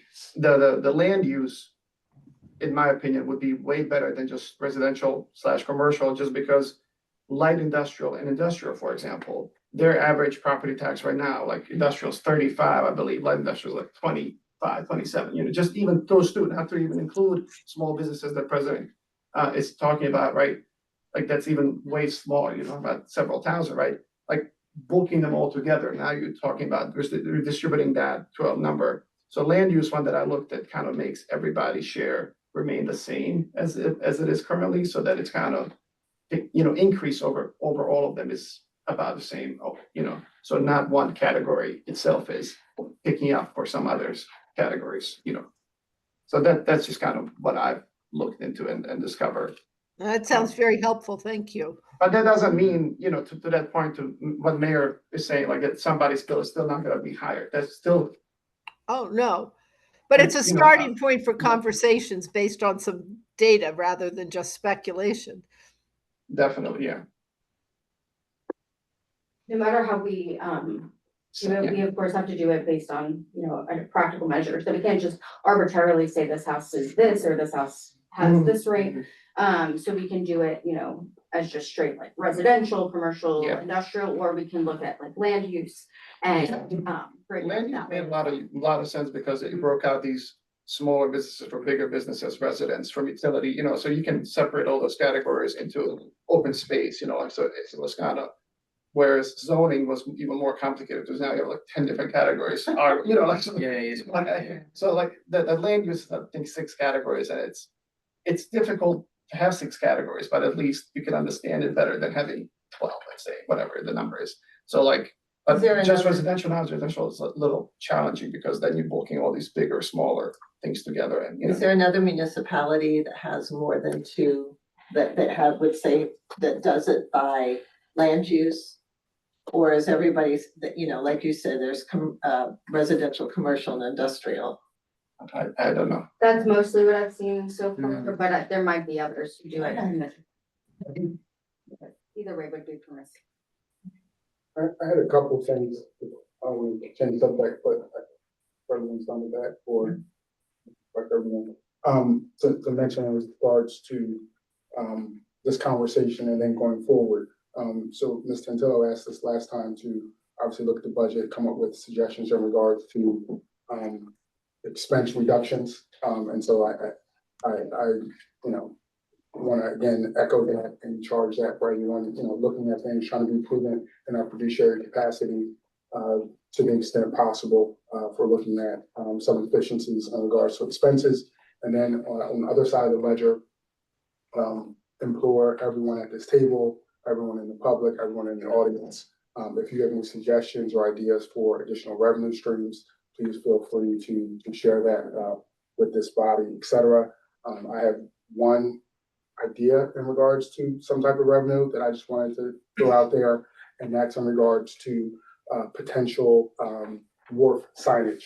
So could we get to a point to where we could find a company in a respectful, dignified manner that would want to sponsor, the wharf, with signage? XYZ company is sponsoring the city of Newcastle wharf. Just an example, and to, say to the audience, I know we are all looking at all different types of revenue streams, whether that's something we do or don't do. I want you to know that we are looking at all different types of revenue streams, and we'll consider, any suggestions that you may have. And I would hate to see that go through that. That's exactly what I was thinking. I swear. Like, I think it's, yeah, I mean, whatever the process needs to be, we should start, if it's something that we could find a sponsor, I mean, that could offset some of these maintenance costs, or I don't know, whatever costs we want to associate it with. But yeah, I'm sure we have to go through HAC. But the question I have is, for you, Antonina, do you know if, and I know I asked the same question of Mr. Bartel back, 2 years ago, I suppose. The question was, so I see signs in front of parks that says, partially funded by Fort Payne or somebody. Are we still having outreach to businesses within our municipality for those things? Because I think, it would be annual effort that would be great to see, or even, the way we reach out to businesses, as we can see in this reassessment, there's a lot of them. We don't have to just rely on Delaware Street, right? Right. I'm thinking, things that come to mind is things on Route 9, both sides of Route 9, and, as well as the, Center Point, area, and then reaching out to those folks and saying, if they would like to sponsor all or some of the parks, and then offer them different packages to say, I don't know, talking to I don't know how much it costs each part, but I'm sure that's something you can derive and then create different things. Sponsor level, so that would be great to see in general, not just for this year, just in general, because Yeah, it's kind of win-win because companies get their, promotion. You see that on a highway sponsor, a park, like the beautification area sponsored by, you want to pay for the upkeep of the beautification on route, north, south, 3 different points we have. So stuff like that, just in general, it would be nice to. It's like that park down in Bull Hill. Bull Hill, yeah, that's the side When I'm it was talking about, initially yeah. built, was partially funded by Delaware City Refinery, so. But I think it should be one of those, like struck 5-year deal, or it can be annual, but longer we Like how can the commit state- somebody. the Docket Highway. Exactly, so it'll be great to have that, Mm-hmm. Revisit it and then see if we can continue that Yeah. it's as a good city, idea. because, anything that revenue reduces the, reliance on just property tax, and then, small increase, that we have each year that we're seeing. And we talked through some of the suggestions too, like on the current items, because I thought we would, one of the things that I'm looking is the property transfer tax from last time, it was 480, now it's 554. Page one? Page 22 on revenue side. And I'll start with revenue and then I'll go to expenses if that's okay.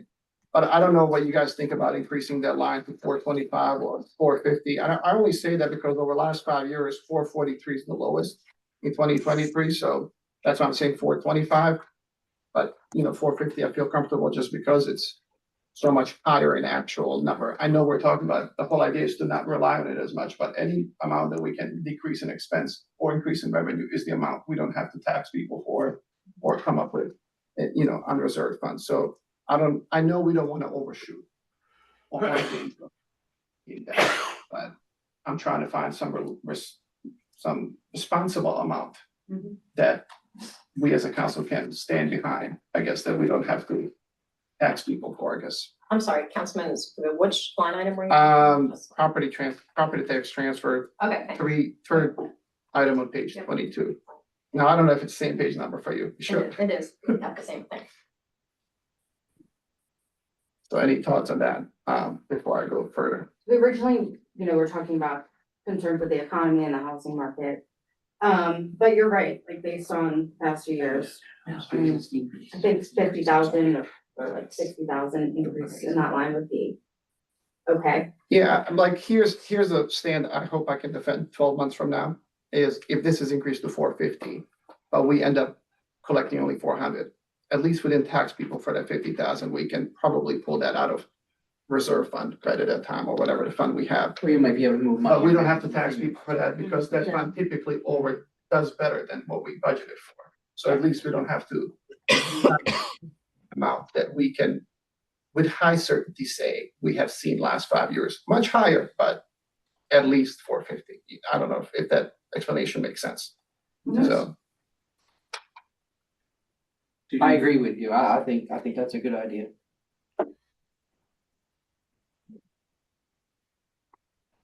Was it 450 or 425? Perfect. page 22, item 3. Now this is a question that might reduce our revenue, but is impact fees, what are we doing with impact fees for Riverbend? This is a conversation that I believe Councilperson Day asked last year. And I don't, So it's passed through to. it goes to fire? The fire. Okay, so that's It perfect. was So it's an already, agreement that was made, I guess, when that site plan was. Mhm. I knew that was the agreement. I just wasn't sure that the money is actually going there. Oh, So yeah. that's great. Yeah, you just- No, I just want to make sure that, like it's in that already. I like the franchise fees adjustment. I mean, I don't like it, but obviously, like, It makes it's sense. better to not overshoot stuff that is, reducing already. Yeah, because of the nature of the money. Then I I was actually believe, just talking to another municipality today, and they said the same thing, that their franchise fees are drastically increasing. Mhm. And then my last item, I believe my last item is interest other on page 24, fourth item. I'm proposing to increase the line item to 125, given the last 3 years of performance as we had more funds available. Same thought process with the property tax, because I know we put it conservatively at this number because of the economy and fears, but that's kind of the thought behind that. As well as we're looking to invest in a different ways for next year, so it's $25,000 that would reduce the property tax transfer, I mean, property tax. Question on the MSC appropriation, which jumps fairly significantly. Yeah.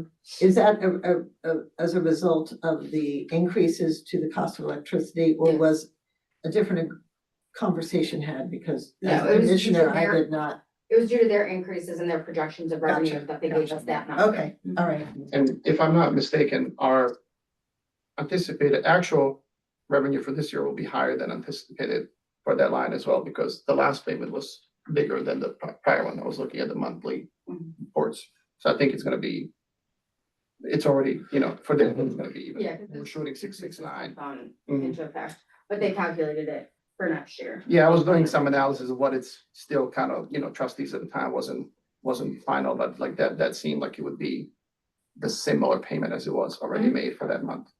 I asked one question in regards to the interest. I forgot to mention this earlier. It triggered me.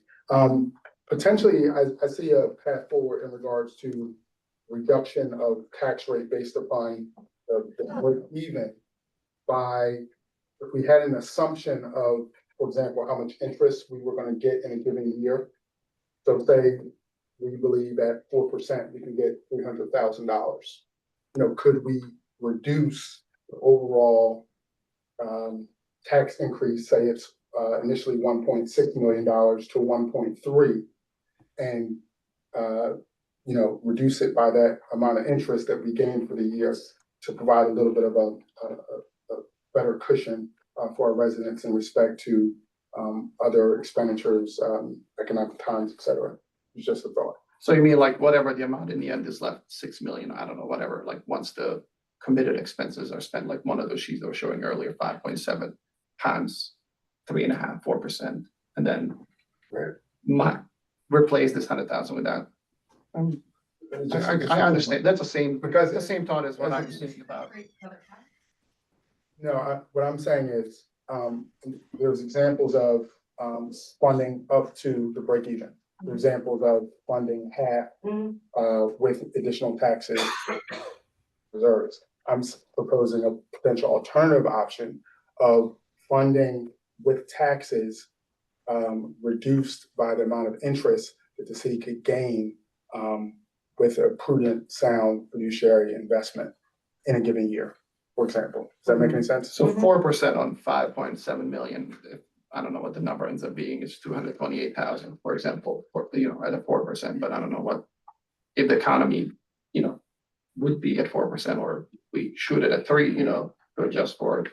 Lower number, but that's just off. I don't know what the number ends up being, but I guess that can be adjusted later on.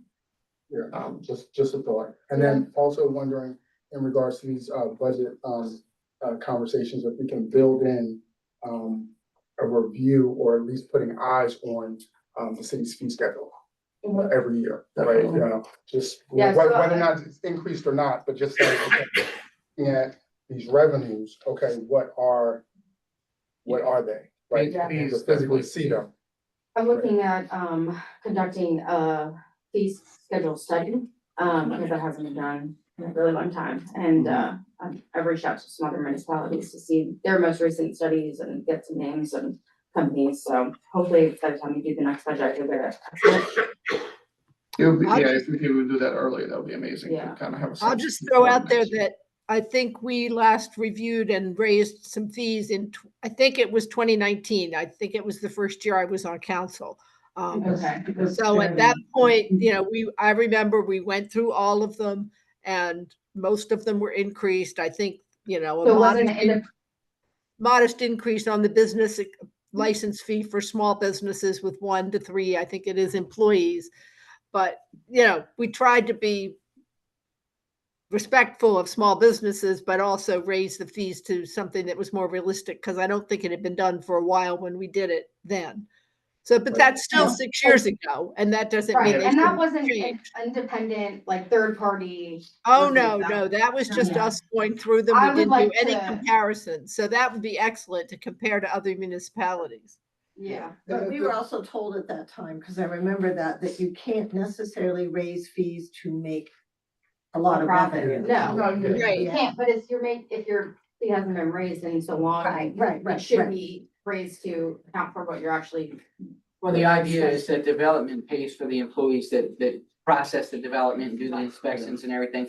We have added somebody, you know what I mean? We have added a position to the code enforcement side, and that all is included. Right. Side, so is the building permit fees included in the building slash hack? That's my understanding, yeah. That's my understanding at least, but. That seems like an awful low number for building permit fees, and it's just my, Do you mean the actual number or budgeted, sorry? well, actual budgeted either way. Oh, I sorry. mean, that's. But anyway, What page? I'm sorry, what Twenty page? twenty-two, more what you would expect, for 406,000 or, next year's Yeah. 300. It's decreasing, I guess, over the years, but. well, when you look at it and you think, okay, so we're gonna expend, the revenue coming in is gonna be 221, Mhm. right? But then you think about everything that's going into that. We're paying a plan reviewer to review building plans. We're paying Jeff to do the inspections. We got all these expenses tied around this that should be paying for itself. Right. You know what I mean? And I don't. Right, yeah, we pay the architect, the consulting architect to hack, Right. et cetera, Probably not. yes. I don't No, see you're that right. anywhere else, Yeah, yeah. and you're right, Jordan, I think, there was a reference to that, and on one of the pages from the comprehensive, 2020 comprehensive plan, talking about development paying for, and not being subsidized by the city. And I think the idea of looking at and having eyes on the fee schedule is not to, at least in my view, to quote unquote, raise it every year, but it's comprehensively looking at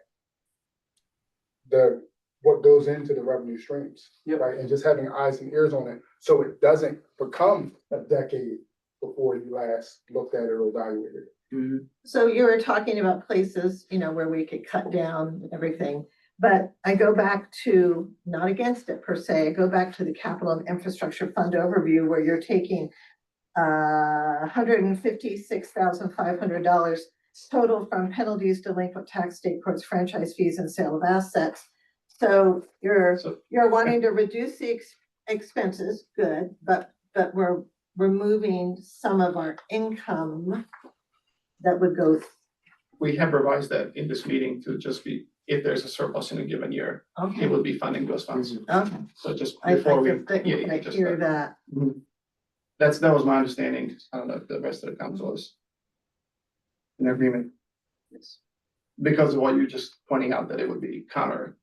Yeah. It would be putting a wrench in the budget. So if we go back to each of are people comfortable putting the number at $175,000 or $200,000?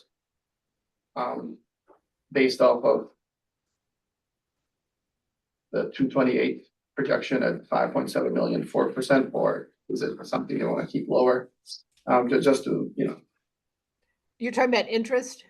yes, correct. I just wanted My to only wrap the concern is conversation. that from everything I've read, the expectation is that the Federal Reserve is going to lower the interest rates later this year. So that would impact. The only thing I'll say is if they do, that will affect the property transfer tax in a positive way. Yeah. So if Well, they that's move it up, true. That's true because it would but lower the probably mortgage wash rate. one way or the So other. 200 then, is that, like, because it washes off on the other end? Is that, Yeah, I mean, we can always, you know what I mean? well, we're, it's either putting 100 here or 100 there, right? Like that interest rate would then, right, inform one or the other more so, right? So. I don't know, whatever you guys think.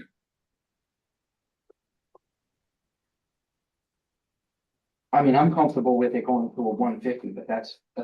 I'll take it, any reduction. Yeah, I in- agree. That sounds good. I'll,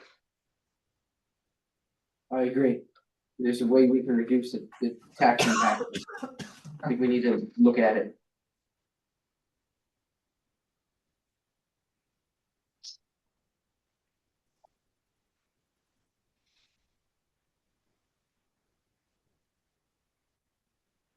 on the expense side, I came up with a list of things that would total $275,000 worth of cuts, but that was off of the old budget that I have, so I'm apologize for going slow now just to find the references from both documents.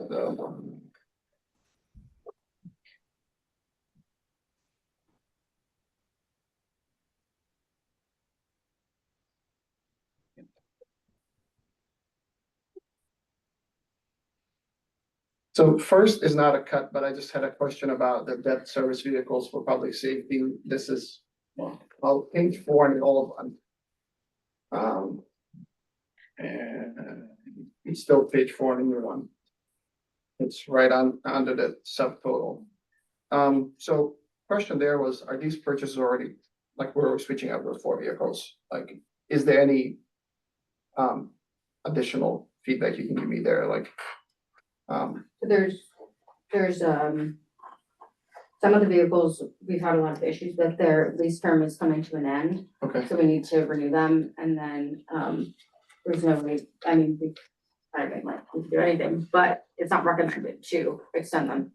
And then the other 2 are also coming to the end of their lease, and they have some issues, not as much as the other 2, but but the other 2 are not expiring this year, is that? they are.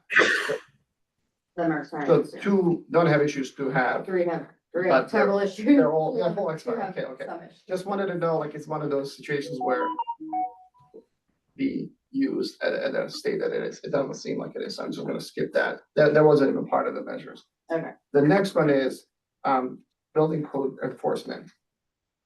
If you're look, next page, page 5, first line on the budget. So I will say this, first of all, I'm not a fan of cutting staff or expansion of our services because we are trying to increase quality of life for all of our residents Mhm. by adding, so I just want to start with that.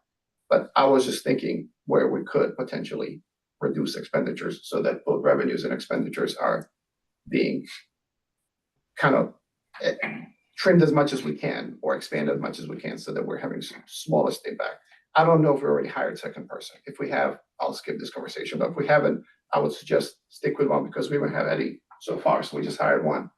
And then reduce this to whatever that amount is. I think don't know what that eventually is. we're gonna have to hire someone anyway, Mhm. so. I think this was really too, to make it a good transition, you know what I mean, because we do have a long-term employee. Right. That could leave any moment, you know what I mean, and there's nobody to train, you know what I mean? Mhm. I think we have to have some kind of, plan to replace that employee. Mhm. I don't think it's gonna be easy for us to find somebody that does and knows as much as he does without him training them. Gotcha. Right, I agree with that, and Yeah, that was the one thing there that you know what I mean? Mhm. And I would also say that, I would say the single largest item I get complaints about from residents is lack of code enforcement. Yeah. Oh, I couldn't agree more. I see it all every day, you know. So if we don't have this second person, we're not going to be able to meet the expectations of the residents that our building codes and will be enforced. That's why I preface my whole argument with, I want to make sure that people understand I'm all for quality of life. That comes with the next argument, salaries for, the 2 people in next line, salaries for public service. I know that's one person being hired. I don't know if the second person we can postpone for middle of the year or for the next fiscal year. And, not sure what that is. I don't know the capacity of public service to begin with, to know what that would do to the rest of the folks that are currently in that department, so. So we're back at full staff for right now. The proposal would just be to hire 1 more. Which we were originally gonna hire 2, so this is already a reduction. Mhm.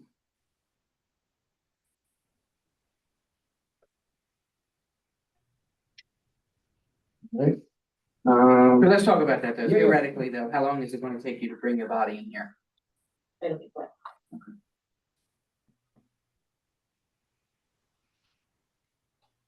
I don't want this more than anybody else. Like, I'm not suggesting this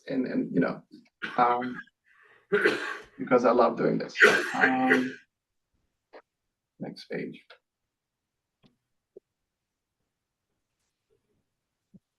The page 7, I wanted to reduce uniforms maintenance, last line from 10 to 7,000.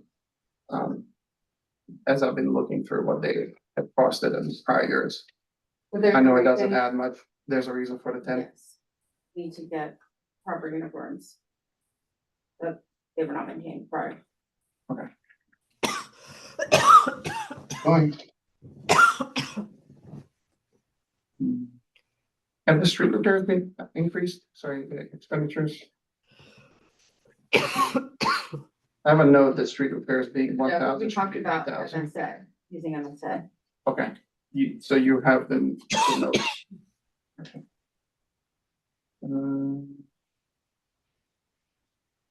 Almost done, guys. Stick with me.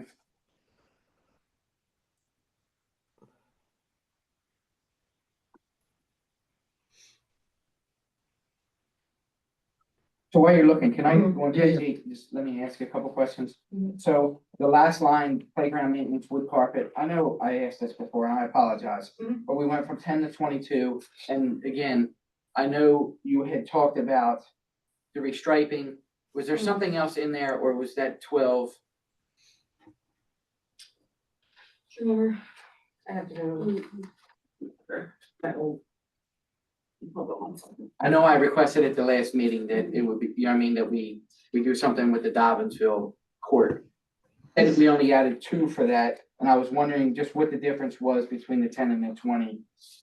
I think you mentioned earlier some benches, right? And then That's the trash under cans equipment. associated? Yeah, that was under your equipment, Oh, that's, okay. yeah, well, I'm under maintenance. Oh, I'm sorry. Okay, yeah. Yeah, so last time was 20 and the 2 was added for the repayment, but yeah, I think Yeah, your last question time is the was difference 20. in 10. That where we're adding the funds to take care of the restrooms, if there's something wrong. Yes, thank you. Okay. And now I remember, I apologize. And hopefully you Yep. don't need Yep, to I've use. got- Yeah, That's right. Hopefully you Yep. don't need to use some of that. And then Yeah. in the equipment parks, we're, 107, and can you just refresh my memory on where all that's for? There were 10,000, well, it was from the games from this current fiscal year. 75,000 was a playground match, 3,000 for park benches. This is all carried forwards. Then we added the trash cans, and the baby changing tables. So we'll put trash cans back in the park. How much is trash cans, sorry? In the smaller part, It was and at the work, and then, Okay. sorry, how much for the trash cans? Yes. 10,000. And they're not cheap. I know that the partnership at one time was helping fund some of them. They're just not cheap. For like 1,000 each plus, right? Are they gonna have any branding on them? No, these are just the same ones that we already have out there. That is a revenue opportunity. It's a good I idea. think that goes the same way with the, maintenance. All these maintenance things should But be. were you considering branding of the city's branding or branding from, so she's Well, talking city city branding. branding? Mm. It would be What's on nice the to look trucks? like the water tower. Yeah. I mean, Your I don't think- logo is wonderful, you spend a lot of money on branding, you gotta get it out there. And I know we Put it don't on the name trash them, can. but you could wrap them. Yeah, Yeah. I mean, it's just a thought, and I know I'm not trying to spend more money, but I would agree that I think it would look, No, definitely would be nice. bring something, With pop. it would look nice for the city. Well, so these are the problems that we face. No, I know. Yeah, because, yeah, you know, it would be great if we could do all these things, and there's so much more, and, Yeah. you know, there's a reason why these costs have increased, because things need to get done, but we can't cut everything, and we have Yeah, to make this right. money up somehow, so, Cars that don't even have a branding. yeah. Side please, well, they have some logos. You know, I just wouldn't touch the police budget whatsoever, or any of their equipment. That's- I don't think there's that's- really many line items that we have. the There's not, ability to- yeah, there's not much. There's nothing. Well, there's nothing you can touch. And Maybe some the of their, under vacant property fees, I think, we can do a little better than that, and that might be helpful with the code enforcement Mhm. person.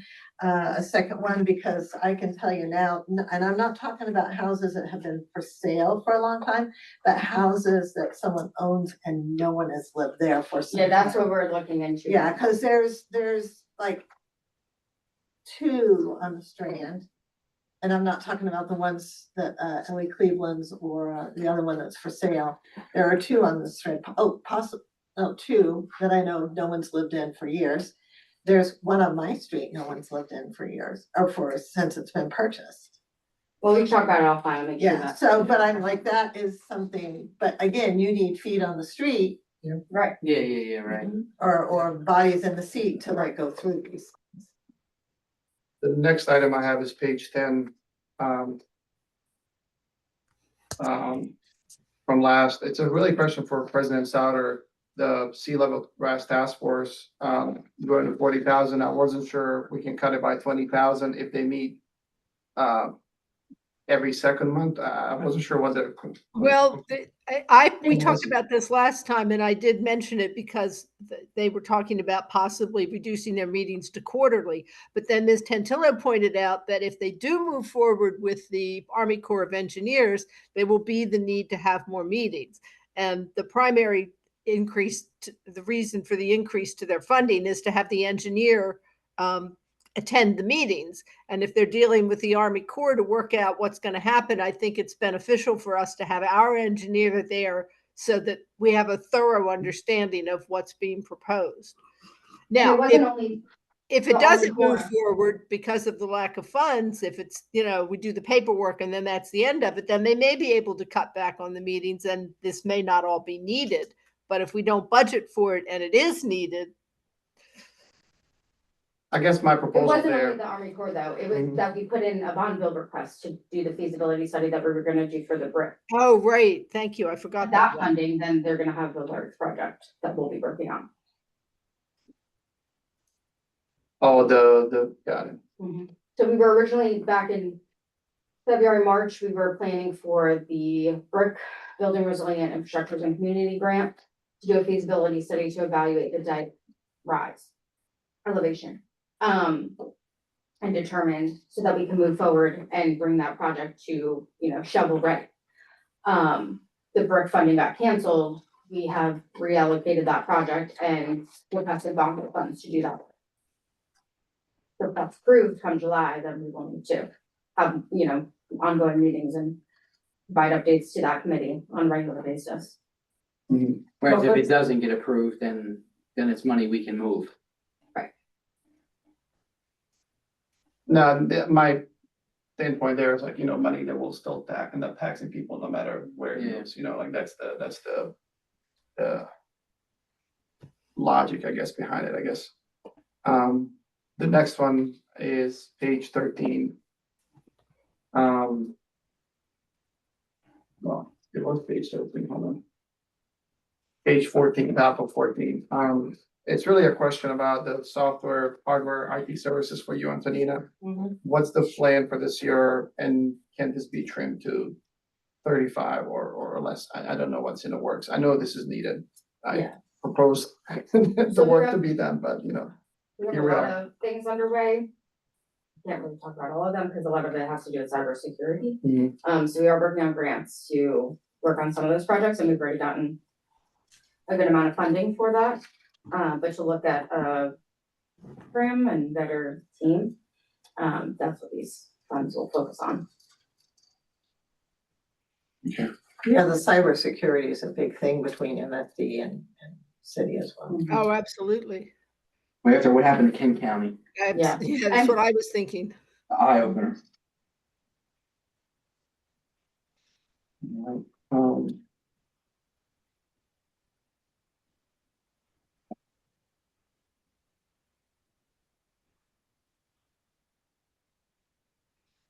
And then this is more question, I'm not in the page 17 from old paper. I know we added 50,000 for police building upgrades under capital reserves for the building second line from the bottom. What else is part of that amount? Just to understand that better, if you guys have a breakdown, so, So which one? capital reserves. 184,000, that's listed there. That's for, the police building, it's for our building, the administration building. For security upgrade. And for other building upgrades.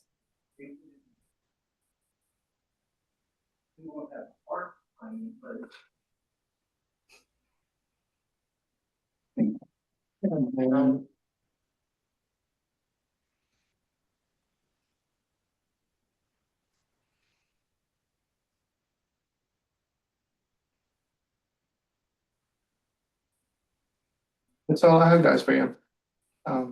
Thank you for being patient with that. And my only thought is all these answers is the amount of stuff that we're uncertain about for these things, if we can put that on underreserved, like the software 60, so that we're not, if we get a grant, you guys see where I'm going with it, like, or whatever other stuff that I brought up that were like, for the sea level rise, if we don't get a grant, we won't need it. So like, it's hard for me to conceptualize to tax that amount of money for folks if we don't end up using it, you know, but then, is that? Right, I understand what you're saying. Okay, I mean, we don't wanna raise taxes unnecessarily. yeah, And what I would say is a couple things. One is, I think there's a lot in this budget. And I certainly wouldn't wanna get to next year and some of the things not be done and we raise taxes based off of stuff we couldn't get done. So one, I would say, please make sure you're either going to get all this done or we reduce the budget accordingly. I could not agree more. Where maybe we do something next year, or maybe it's more likely that we were not gonna get it finished anyway, and we can just go on to next year's budget, because there is a lot in this budget of stuff, and I know we're asking you to do a lot. You know what I mean? And I know we wanna make a lot of improvements, but at the same point, I think what we're saying is, you know, if you can tighten it up at all, to tighten it up, the cut funding where we think we may not get to it, or it's gonna be so late in the year, it would be better off just delaying it until the next budget cycle. Sure, to that point, we wanna expand even more. There's probably other positions we wanna add and other services wanna add to people. There's no. I'm in full support of that. It's just a situation we're in that, you know, we're trying to make sure the money gets spent, but also we minimize that impact as Yeah. much as possible, so. Well, having done this several times, you know, I think this is an excellent budget. I think it has things that needed to be done that didn't get done, that now are costing more to get done. And I don't see, unless I missed something in here, I don't see dream things in here. I see concrete things in here. And like she said, she already reduced by one. I think there's been reductions. Oh, yeah. And Yeah, and I pointed that out the first budget presentation of where I had it, where I took. And a lot of these things that are costly, like some of them are things we've already been working on, and we can have better numbers now, that's why. No, yeah, we carried over some of these things for years now. I mean, that's just. And like things I could probably do tomorrow, but I don't have time right now, but prove the budget, we can get it done. Question on debt service for the vehicles. I think this is speaking to police. 94,132. You know.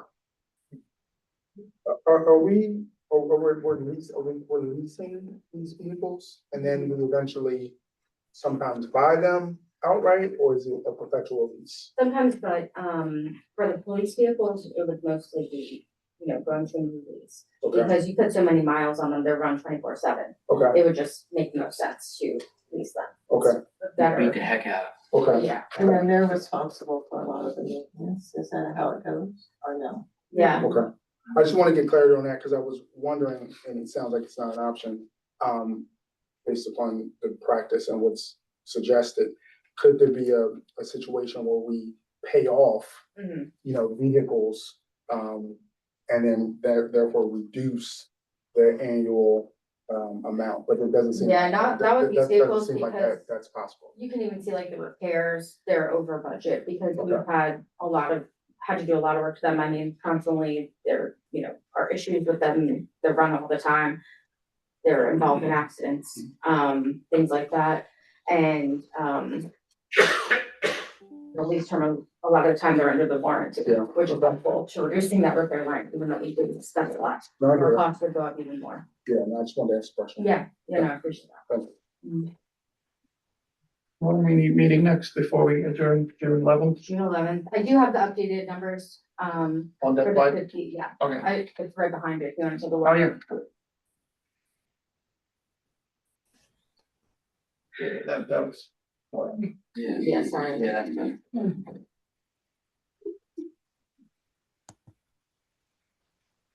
So increase in tax on the left side is about $900,000 from what we collect right now, and the one on the right is 1.3, give or take. 800 on there.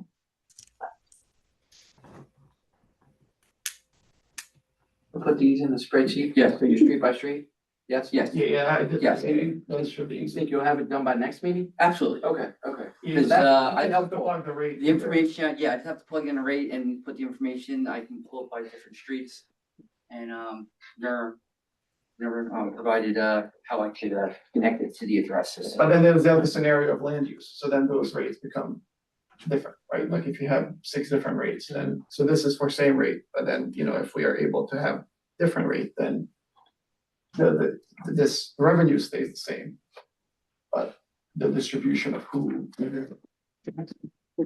Part. So at the next meeting, will you be able to give us some kind of recommendation on like the different rates or some suggestions on, you know, how many categories we should be looking at and Yeah. an actual, what the rate should be? Yeah, I can try to do that, And I know we're asking for a lot, but yeah, I'll try to do that.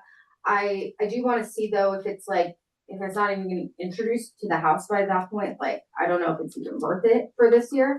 And if we need to continue pursuing next year, I'm really hopeful that it will be. Mhm. And I'm hoping to have an update soon. yeah, I just don't wanna get I to the agree. point where it's June 25th and they pass it and we're not prepared. Right, no, I When agree, when we could be. I agree, but yeah, no, we'll start working on that. ABCD plans. I mean, if we put it on Yeah. agenda on the 10th, when they go in the session on the 10th, we could know by the meeting on 11th. Yeah.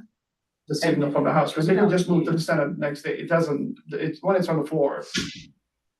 It's, Yeah. you either have votes or not. They're not gonna postpone it for some reason that, you know. Yeah. So we would know on 11th if we put on agenda on 10th, there may be incentive to reach out to Representative Meavy if she's a sponsor and Senator Ford.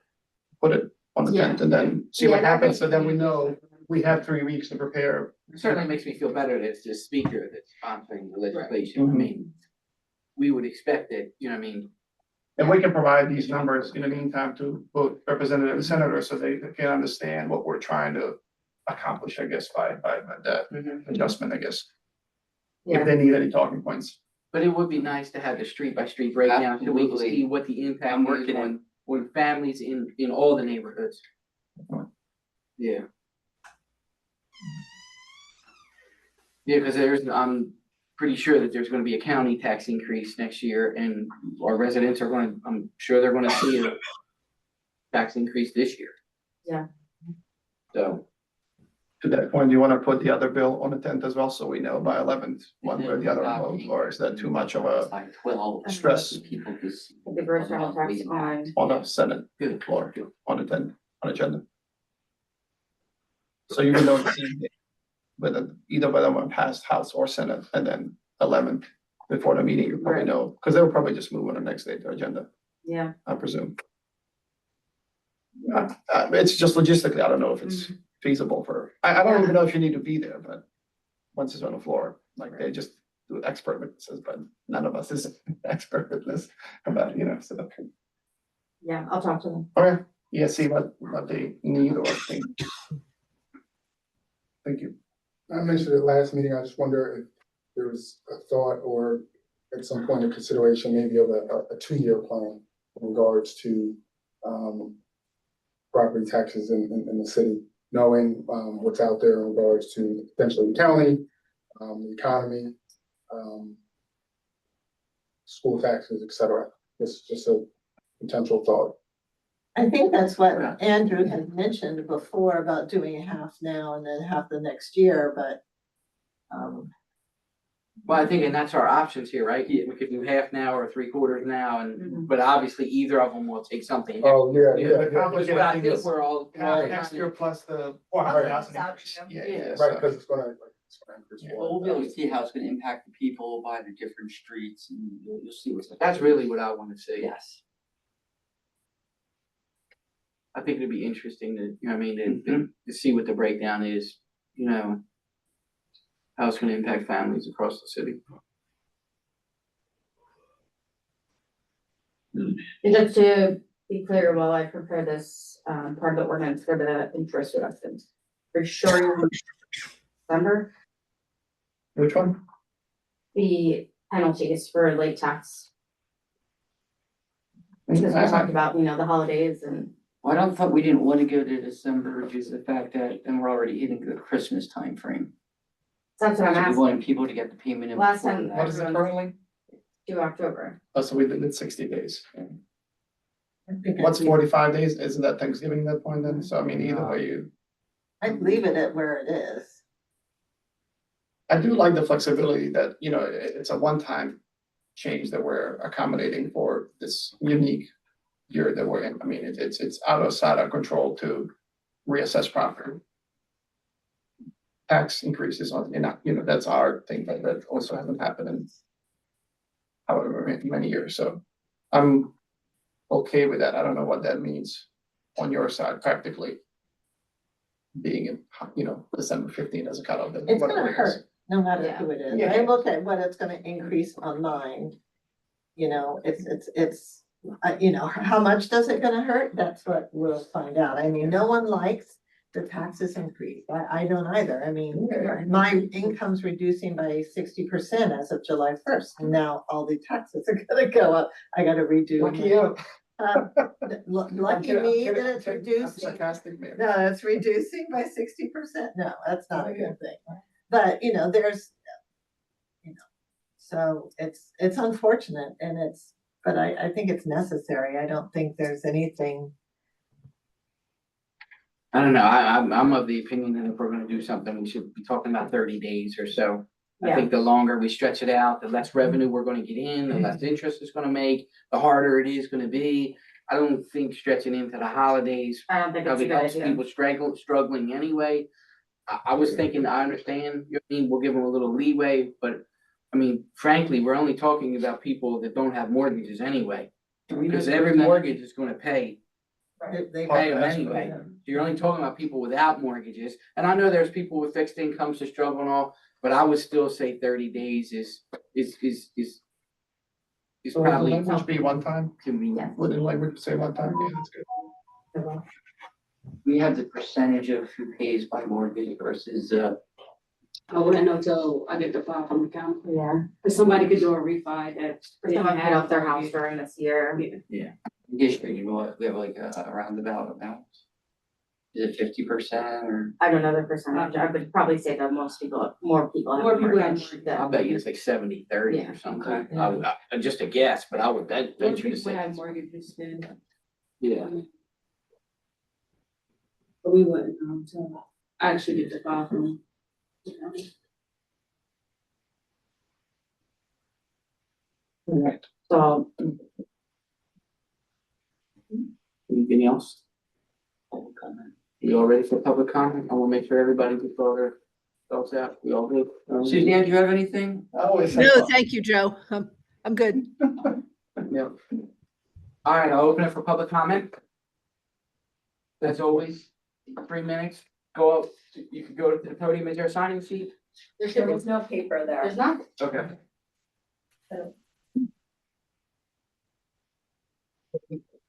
Perfect. there you go, thank you. I thank you for being patient and waiting, all of you.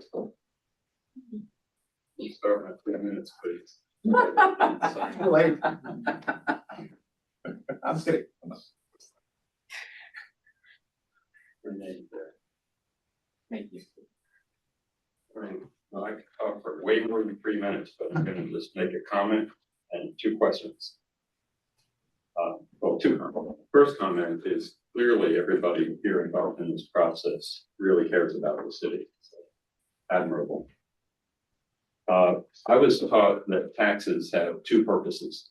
One is to raise revenues, and the other is to discourage activity,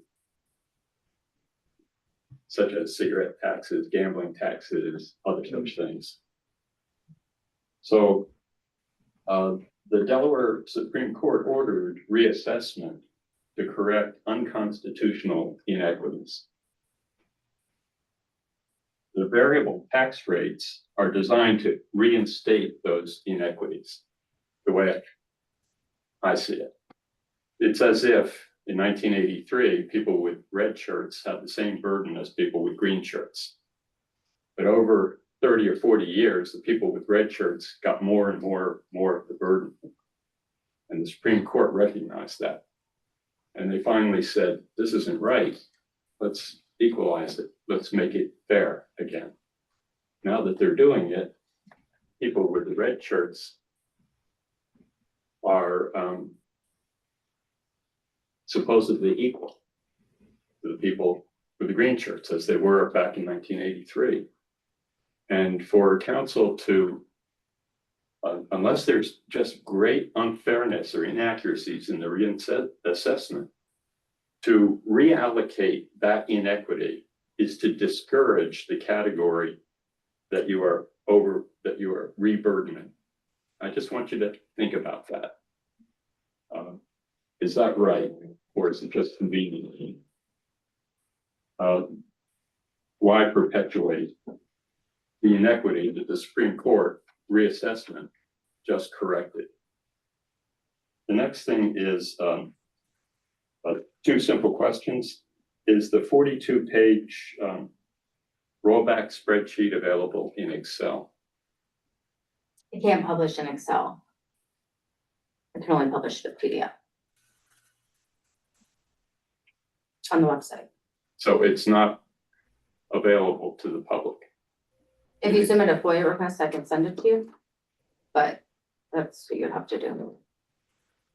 Can't get it on a thumb drive or on any other way. I can email it to you if you submit a FOIA request. Okay. Thank you. And on any version of the budget that's been considered so far, or that you think might be in version 3 of the budget, is the rental tax going to be assumed? 7 seconds left. Done. And none of the budget presentations have the proposed charter changes been considered because they're not approved. So only what is allowable under today's code is what's in the presented budgets. Thank you very much. Here it is.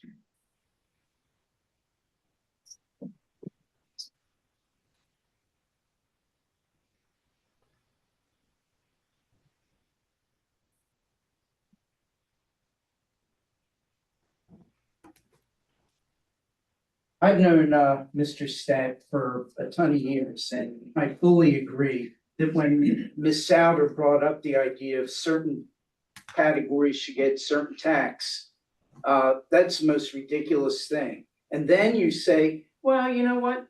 Businesses should be a little lighter on their taxes. No, they have not been carrying their weight since day one. That's why the creative way of bringing in more income, example, parking. In the business district, I've checked with the company that handles Newark and Wilmington. As far as startup costs, it's minimal, and they will give back to the city a majority of the money. So in reality, taking care of it yearly, there is no cost to the city. It's a windfall, free money. I'll say it again, and I thank Councilman Day for being a little more insistent with, you know what, gotta walk out of here at the end of the day with the budget workshops where it's balanced. It's balanced. It's got to be balanced. As far as the dog park, Mr. Zell keeps crying the blues. We got to be thinking of the residents. We can't burden them anymore. Well, but on the flip side, we'll spend $80,000. Oh, that's right. We hid $50,000 into getting that area ready for the dog park. So it's not as transparent as it could be. That dog park needs to be stopped immediately for a year that we can afford it. And like was brought up as far as sponsorships, trash cans, you can have the logo, city logo, sponsored by Dave's Bargain Basement, or pick a restaurant. It's good for them, it's good for us. Advertising should be cut, and I'll bring it up again. Our city administrator said it's going to be part of what's going to happen in the end of the season, summer, winter, whatever, where people can opt in. So as long as we can cut the budget for the advertising and do that, people will be notified of meetings, special events, questionnaires. Because walking around from house to house to find out what people think about the tax increase, are you crazy? You know the answers. One block versus the other block, who cares? We know it's gonna affect people and you gotta be cognizant of that. As far as the position of Just a reminder, again, what I mentioned at the past meeting, anything that was allocated via ARPA funds is not considered in any tax increase because that's a carryover of ARPA funds. this is futile. Nothing changes.